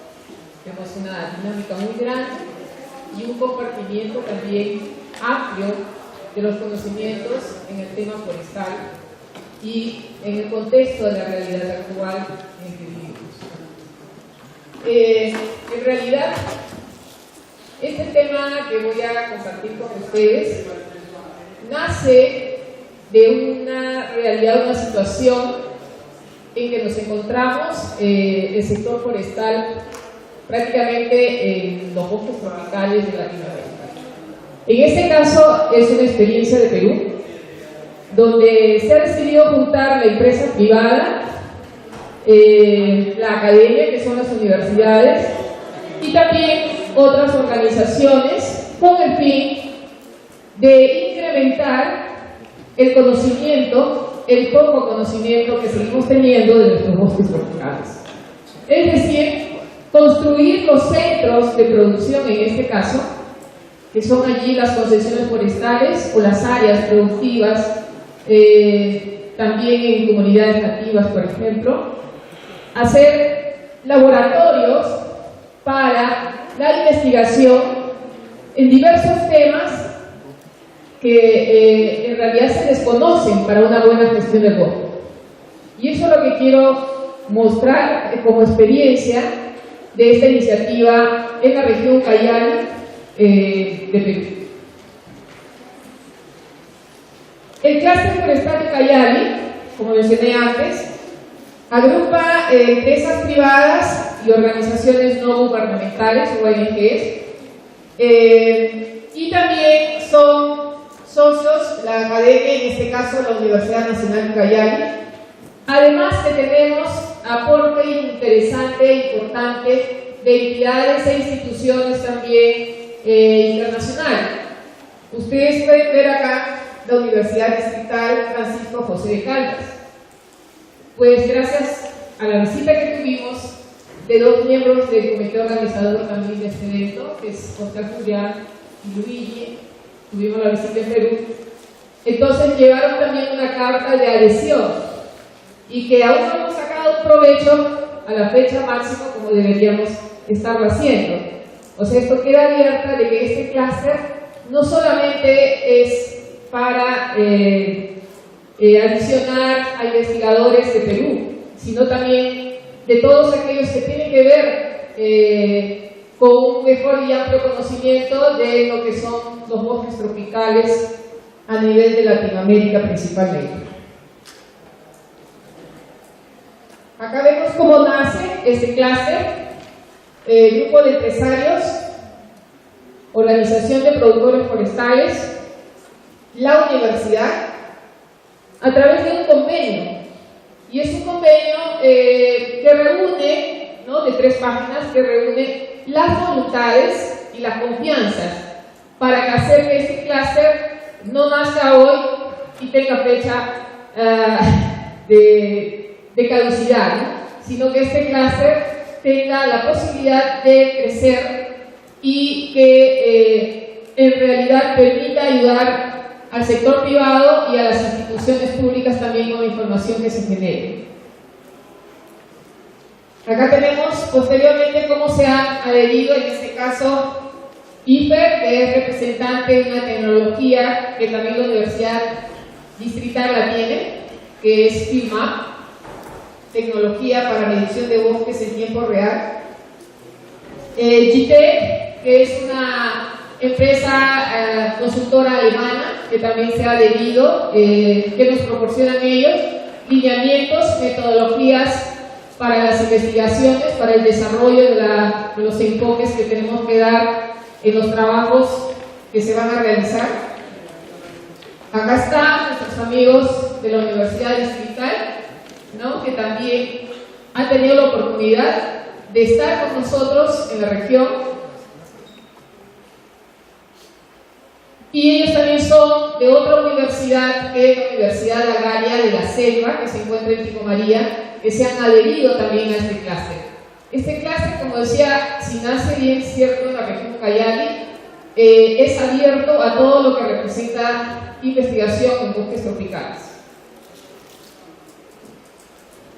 Los objetivos de este clúster principalmente es integrar los esfuerzos para buscar mejorar la eficiencia técnica y los servicios a través de la investigación e innovación aplicada en cada etapa de la cadena productiva forestal y agroforestal, para asumir los nuevos retos y metas que tiene el sector forestal.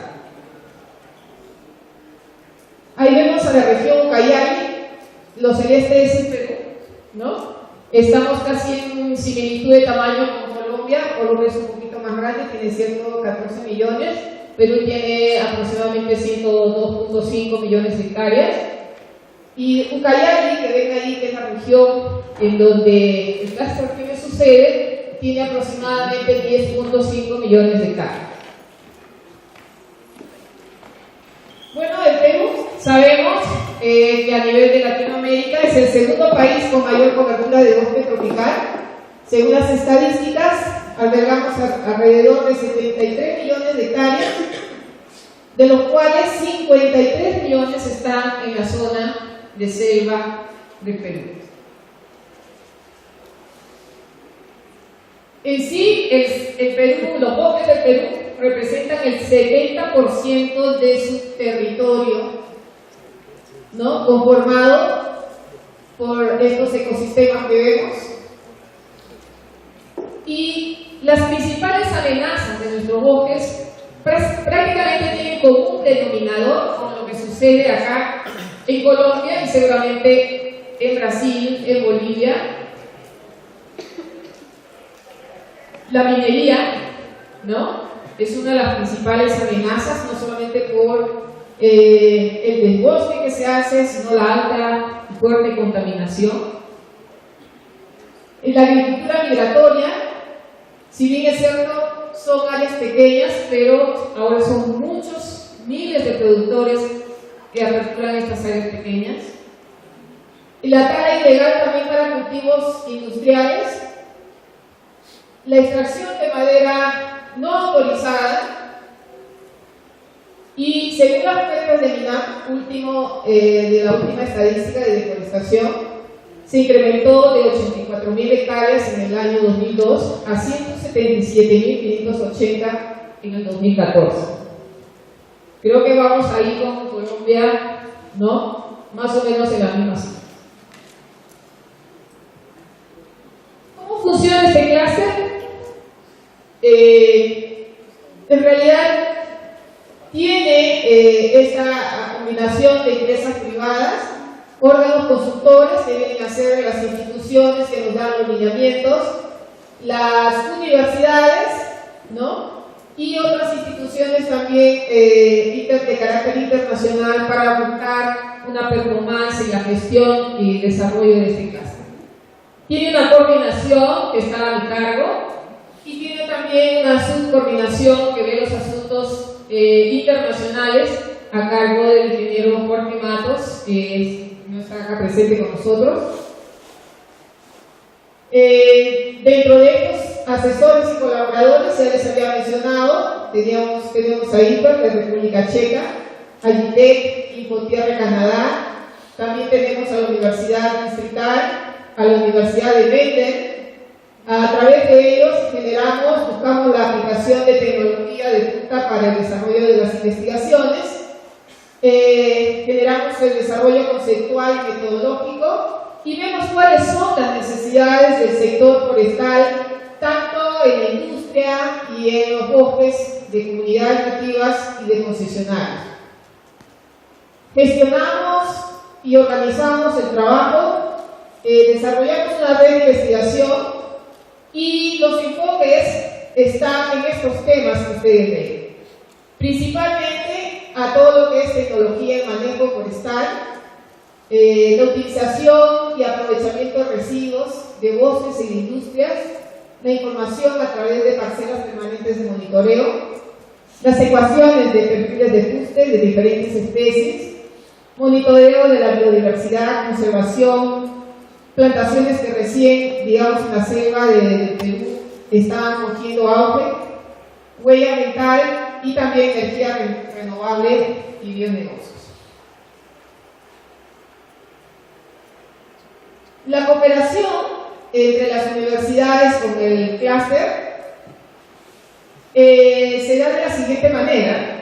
Nosotros tenemos la facilidad, digamos, de que las universidades, en este caso la Universidad de Ucayali, tiene un bosque de aproximadamente 10.000 hectáreas con un centro, digamos, que ofrece las capacidades, las instalaciones como un laboratorio para poder nosotros ir allá con diferentes estudiantes de la carrera de ingeniería forestal y otras carreras afines, o también de los institutos. Allí hay un Instituto Tecnológico Forestal Suiza que también perfecciona de carácter medio a técnicos para el apoyo de diversos trabajos en el sector forestal.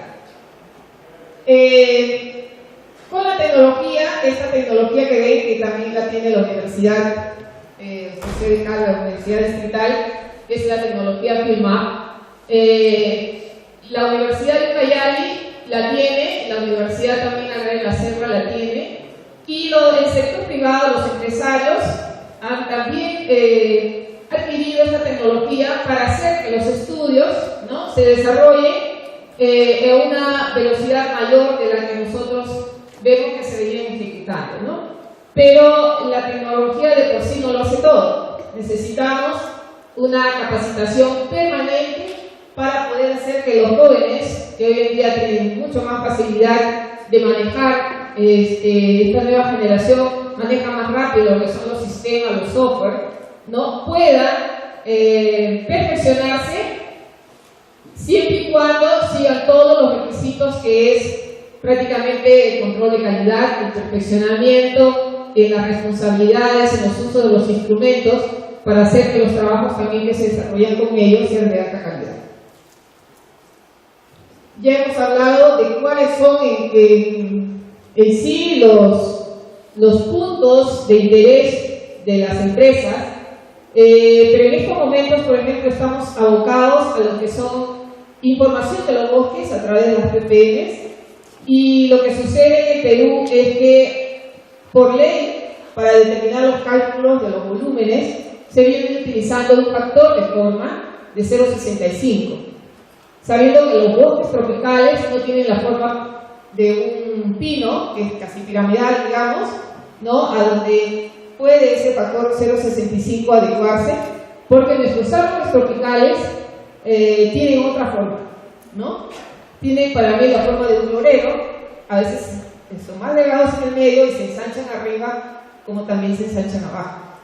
Entonces, tenemos más de 200 especies, 300 especies maderales, y utilizar un solo factor para todas ellas, me parece que le estamos quitando el real potencial que tiene la madera para que con una gestión buena de manejo la podemos ponderar mucho más de lo que está a la fecha. Entonces, ¿cómo gestionamos este clúster? Apoyamos a desarrollar los conceptos y metodologías para solucionar los problemas prioritarios que el sector privado nos hace llegar, que nos permite identificar, ¿no?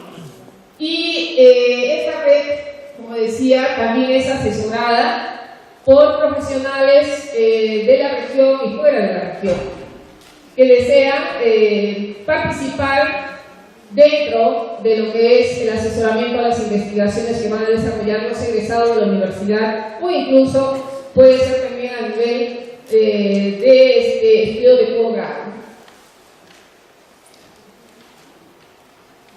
Entonces, la gestión, el clúster coordina con la Red de Investigación Nacional para los temas de investigación, y todas las informaciones y productos generados estamos en la etapa de identificar la mejor plataforma de datos intercambiables para los miembros del clúster y para aquellos que no son miembros, porque consideramos hoy en día que la información de la investigación tiene que ser más abierta.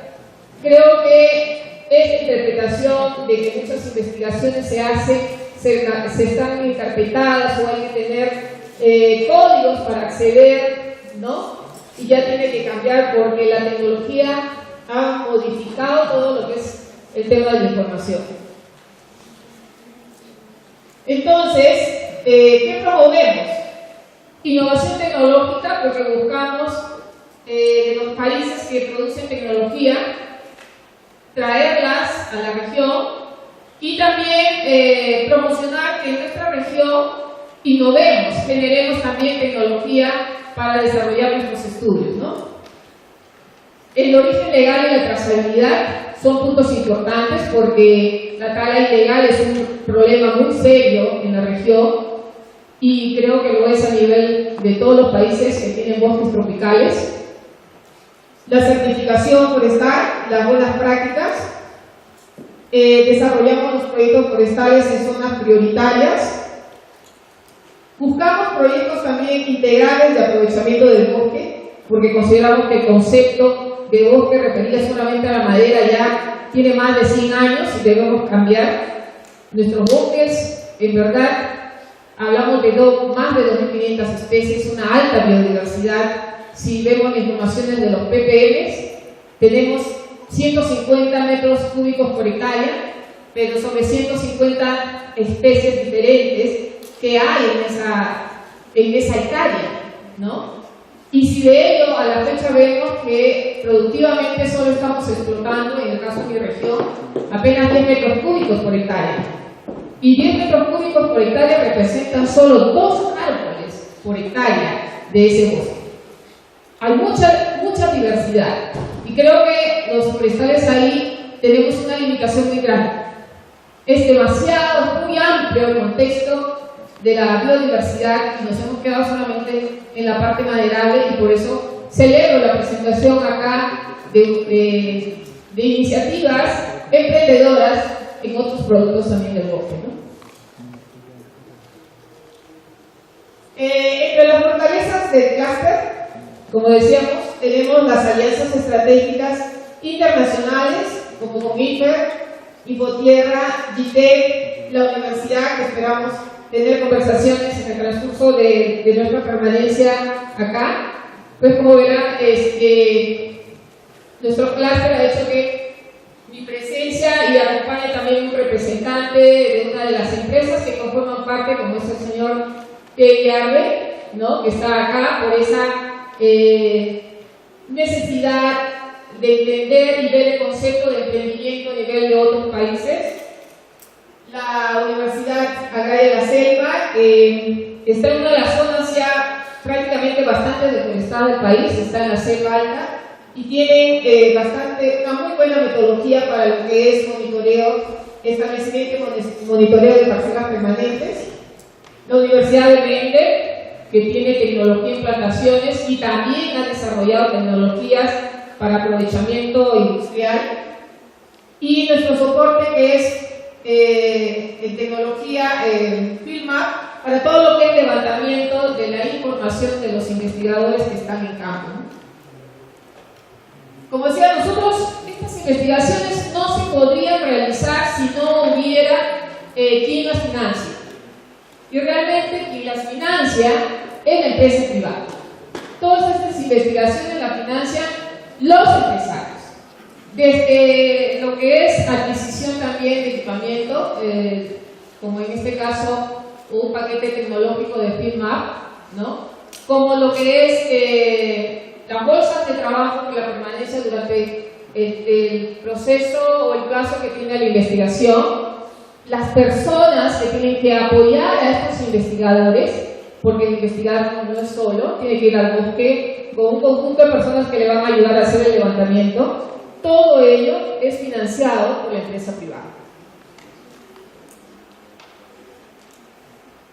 Entonces, de los resultados que tenemos a la fecha, se vienen haciendo generación de ecuaciones de perfiles de ajuste, porque vamos más allá de lo que es solamente el factor de forma. El factor de forma solamente es un número, pero la ecuación de perfil permite conocer a la especie en todos los aspectos de su clase diamétrica y para nosotros es vital que esta información, al conocer las ecuaciones de perfil, podemos brindar a las autoridades para lo que es el control y monitoreo prácticamente de la explotación forestal. En estos momentos venimos con el clúster subvencionando el estudio para el perfil de ajuste de 7 especies, entre ellas Cariniana domesticata, Qualea paraensis, Hormosia cocinia, Calicophyllus prusiano, Cedrellita cateniformis, Guasuma albinita y Cariopatra. Por supuesto, tenemos 200 especies más maderables en la región que se vienen explotando y hay mucho material de investigación todavía que nos queda por realizar.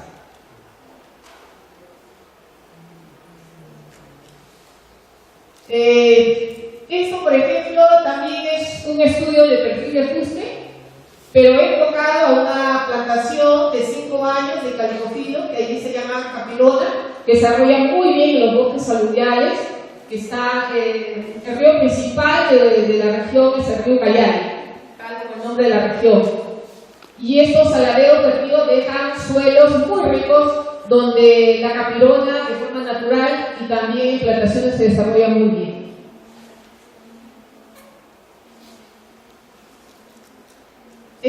Acá vamos a poner brevemente un video de un estudio que están realizando dos egresados de la Universidad de Cayali en lo que es establecimiento de parcelas permanentes de monitoreo, para que vean en sí un poco de la explicación que les hemos venido dando anteriormente.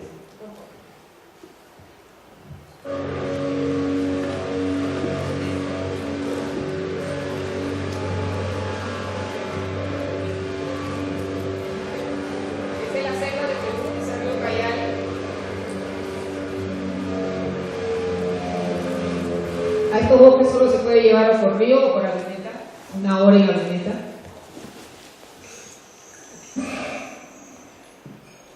Estamos en el plano operativo número 11, la tiene portada, concesión forestal, ubicada acá en la compañía.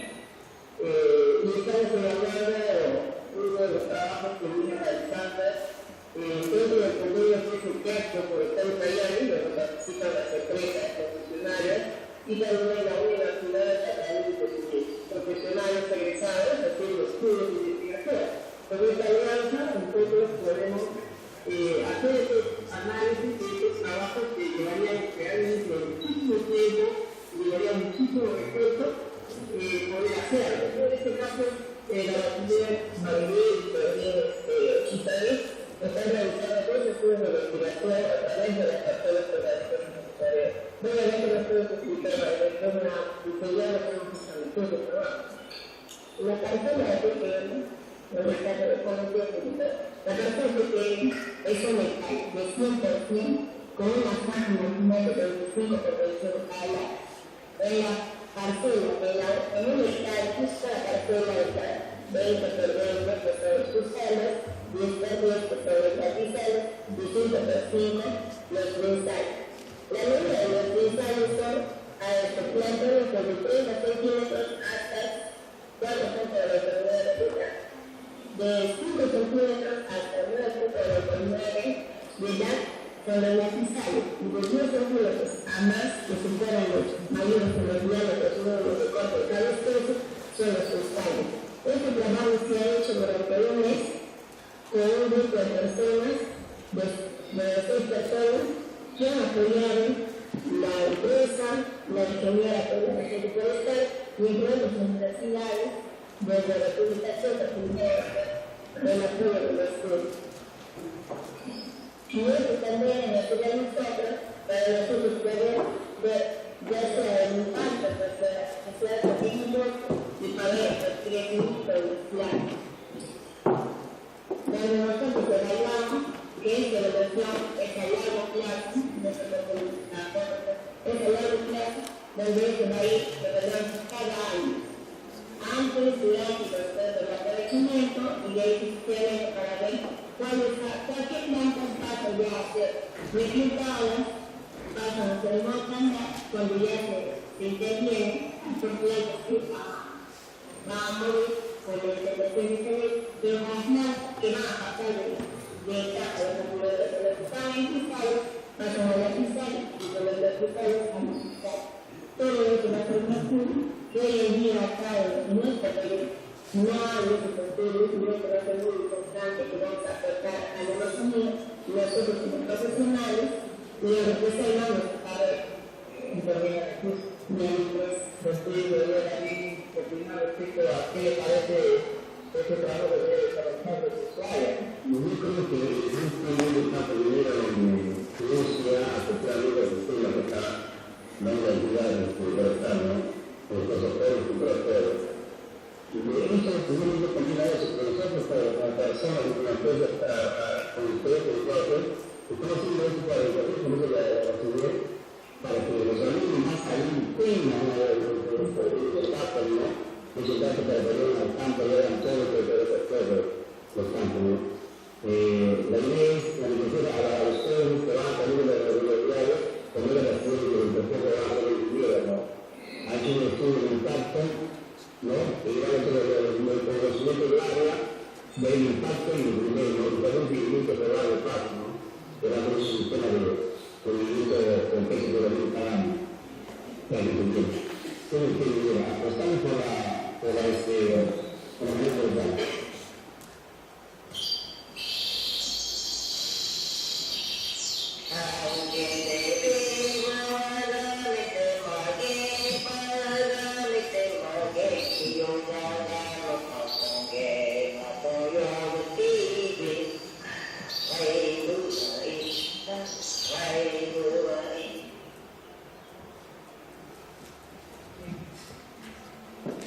Eso más o menos representaba en sí la esencia de lo que queremos indicar, de la necesidad de integración de un sector que tiene una falta de información muy grande. Y la verdad que la falta de información es severa, pues hemos hecho muy poco en el tema del manejo forestal. Y seguramente muchas instituciones vienen desarrollando trabajos donde les cuesta muchísimo dinero, ¿no? Y donde también es un poco limitado el acceso del sector o del empresario a esas informaciones. Entonces, consideramos que integrando esfuerzo y la necesidad que tiene en estos momentos de superar cuellos de botella en el bosque con respecto a la silvicultura y con respecto al aprovechamiento óptimo que puede hacer de recursos, esta iniciativa puede seguir creciendo y esperamos que así sea. Esto es parte de la información que nosotros hoy en día con la tecnología la podemos generar y la podemos validar en campo, ¿no? Levantamos la información que contiene, por ejemplo, es una PPM que vemos gráficamente dónde está la madera muerta, cuál es más o menos el contexto de la cobertura que representan esos árboles, ¿no? El perfil de los fustes también que se pueden sacar en forma inmediata, las estadísticas como lo vemos ahí. Entonces ya no necesitamos que la tesis recién salgamos de campo para ver si la información que estamos llevando es buena, sino que en tiempo real nosotros podemos ya ir analizando día a día, y lo que nos toma mucho tiempo en el análisis, ¿no? Para un estudio de investigación, en estos casos es mucho más corto. En estos levantamientos podemos ver muchísimas variables. Esa es la importancia también de la tecnología, no solamente, como decíamos acá, perfiles, proyecciones de copa, evaluación de ramas, ¿no?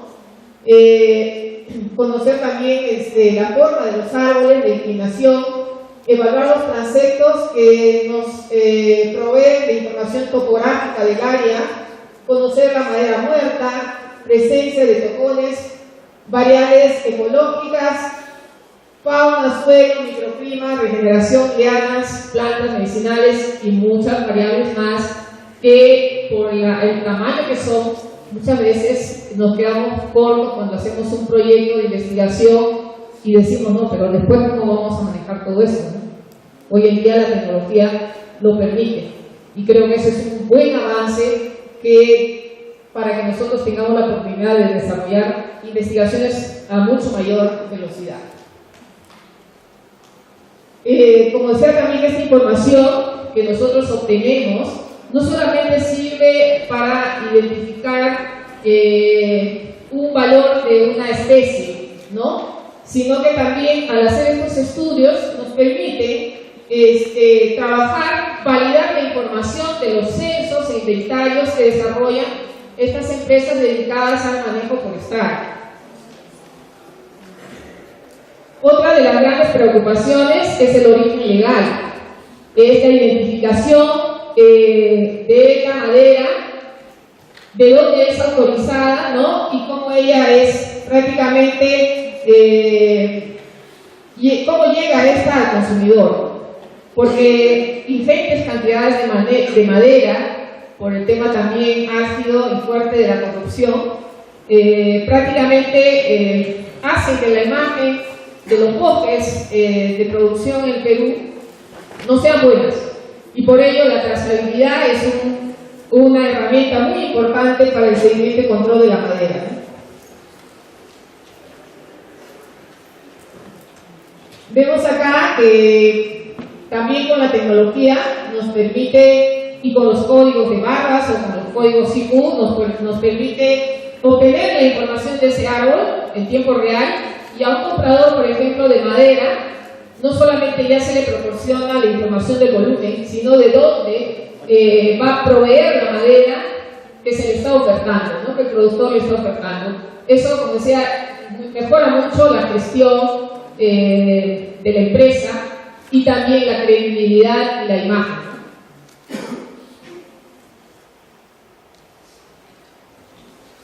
Nuestra preocupación es constante. El clúster invierte en lo que es el adiestramiento constante, el perfeccionamiento y adiestramiento constante de los estudiantes de la universidad y también de los egresados de las universidades e instituciones técnicas, ¿no? Más o menos nosotros tenemos cifrado que alrededor de 500 estudiantes han sido hasta la fecha, en los últimos 3 años, capacitados con el clúster, ¿no? Y por eso es que el clúster tiene participación de la academia y tiene participación de instituciones y sector privado, ¿no? Hemos tenido intercambios de experiencia con República Checa a través de la Universidad de Mende, que cada año más o menos nos visitan de 3 a 4 estudiantes de la Universidad de Mende para realizar prácticas y también estudios de investigación en trópicos, ¿no? Ha habido nuestro coordinador internacional, ha tenido una participación en Costa Rica, en CATIE, para ver lo que son metodologías de PPM con las redes globales internacionales. En México también él está desarrollando, gracias a la información generada con la experiencia de FIMAP en Perú, ¿no? Un proyecto de huella de carbono como modelo para la Sierra Madre Oriental, y están con un proyecto ejecutando a la fecha que está ampliándose mucho más a otros estados de México, ¿no? También hemos tenido con Colombia, con los jóvenes de la Universidad Distrital, experiencias PPM y servicios ecosistémicos, ha sido el año 2015, y en Alemania con presentación de clúster Ucayali como oportunidad para el apoyo de proyectos en el Perú. A la fecha, a través del clúster, ha permitido ya algunos estudios como desarrollado por un docente de la Universidad Ucayali, que es el método no destructivo para determinar carbono almacenado. Ya es un estudio de doctorado que ha sido publicado. También se ha hecho una evaluación, este es un proyecto comparativo de lo que era el sistema FIMAP como método tradicional, que en muchos países todavía seguimos utilizando, que es los volúmenes, ¿no? Con un patrón de forma único para los árboles, y las alturas muchas veces al ojo, ¿no?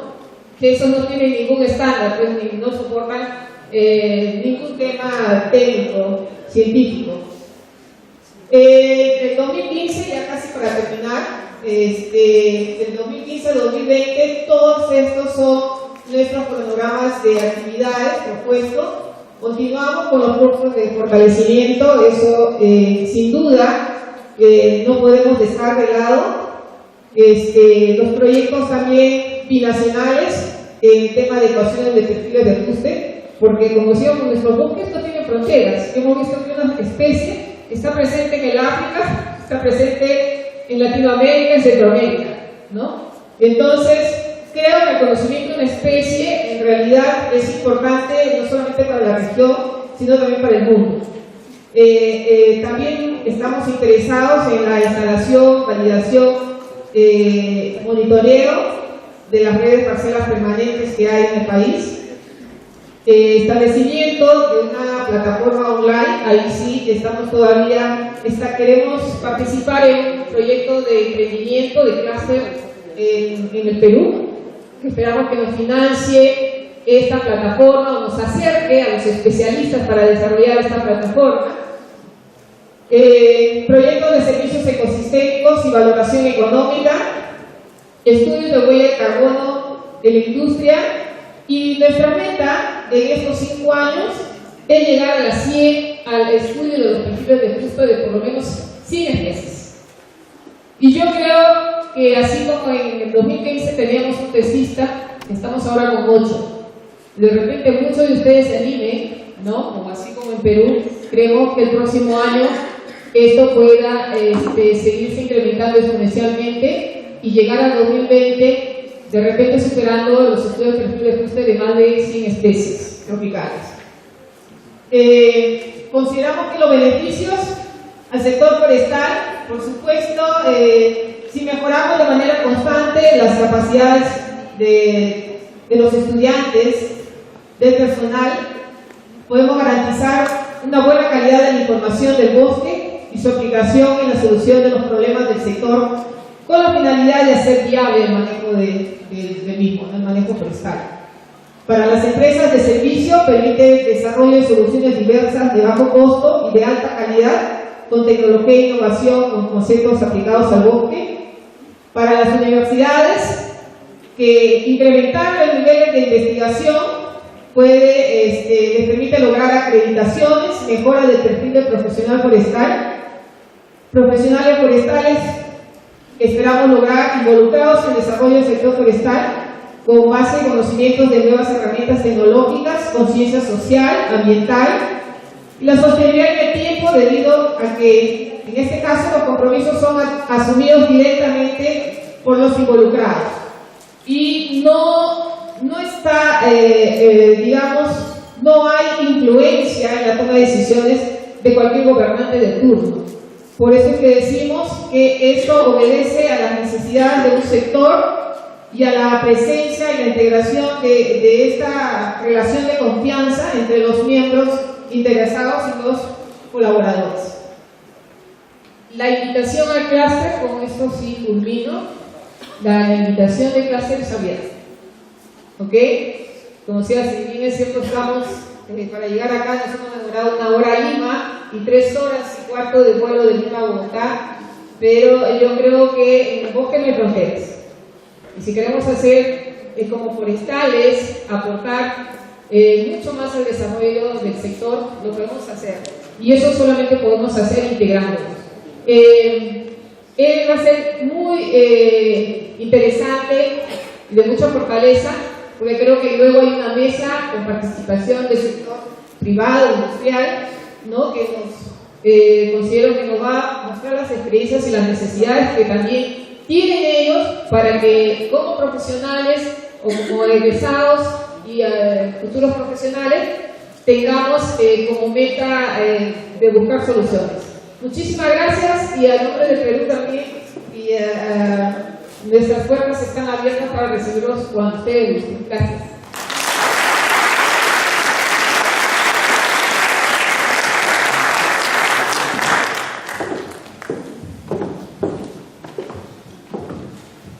¿Preguntas? ¿El público tiene preguntas? ¿Quiénes eran los supervisores privados y cómo lograron hacer esas conexiones?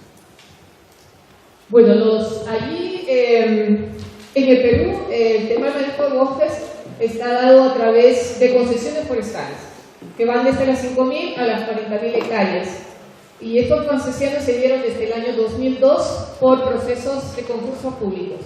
Y las otras áreas bajo manejo son a responsabilidad de comunidades nativas.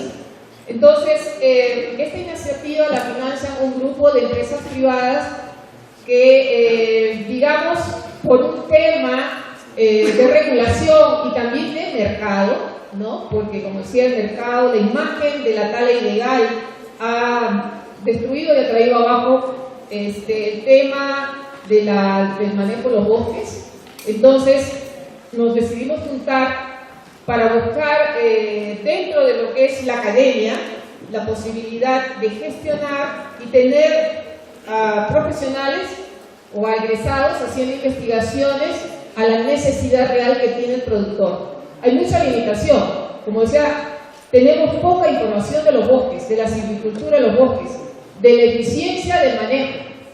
Entonces, ante ello, para ser competitivos necesitamos tener muchas herramientas.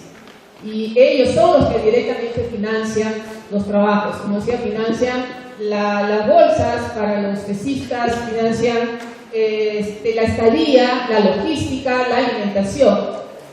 Y es hasta la última etapa, hasta la formulación y la sustentación del trabajo de tesis o de la investigación. ¿Alguien más? ¿Alguna pregunta? ¿No? Muchísimas gracias. Ingeniera Guiomar, de parte del comité organizador del Congreso, queremos entregar el ejemplar del libro Construyendo Caminos y una placa de reconocimiento como conferencista de nuestro evento. Un aplauso, por favor.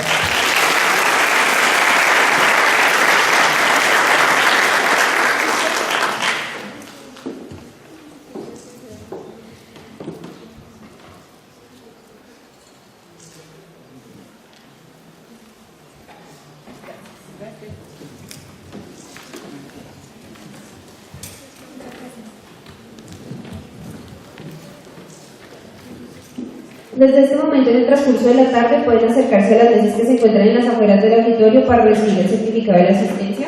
Bueno, al finalizar, pueden ir a acercarse por el certificado. En este momento, daremos inicio al foro Industria de la Madera en Colombia, Innovación y Desarrollo, el cual será moderado por los compañeros Carlos Rodríguez Contreras y Daniela Mendoza Lara, estudiantes de décimo semestre de Ingeniería Forestal, activos de la OEF y el comité organizador. Bienvenidos, chicos. Un aplauso, por favor.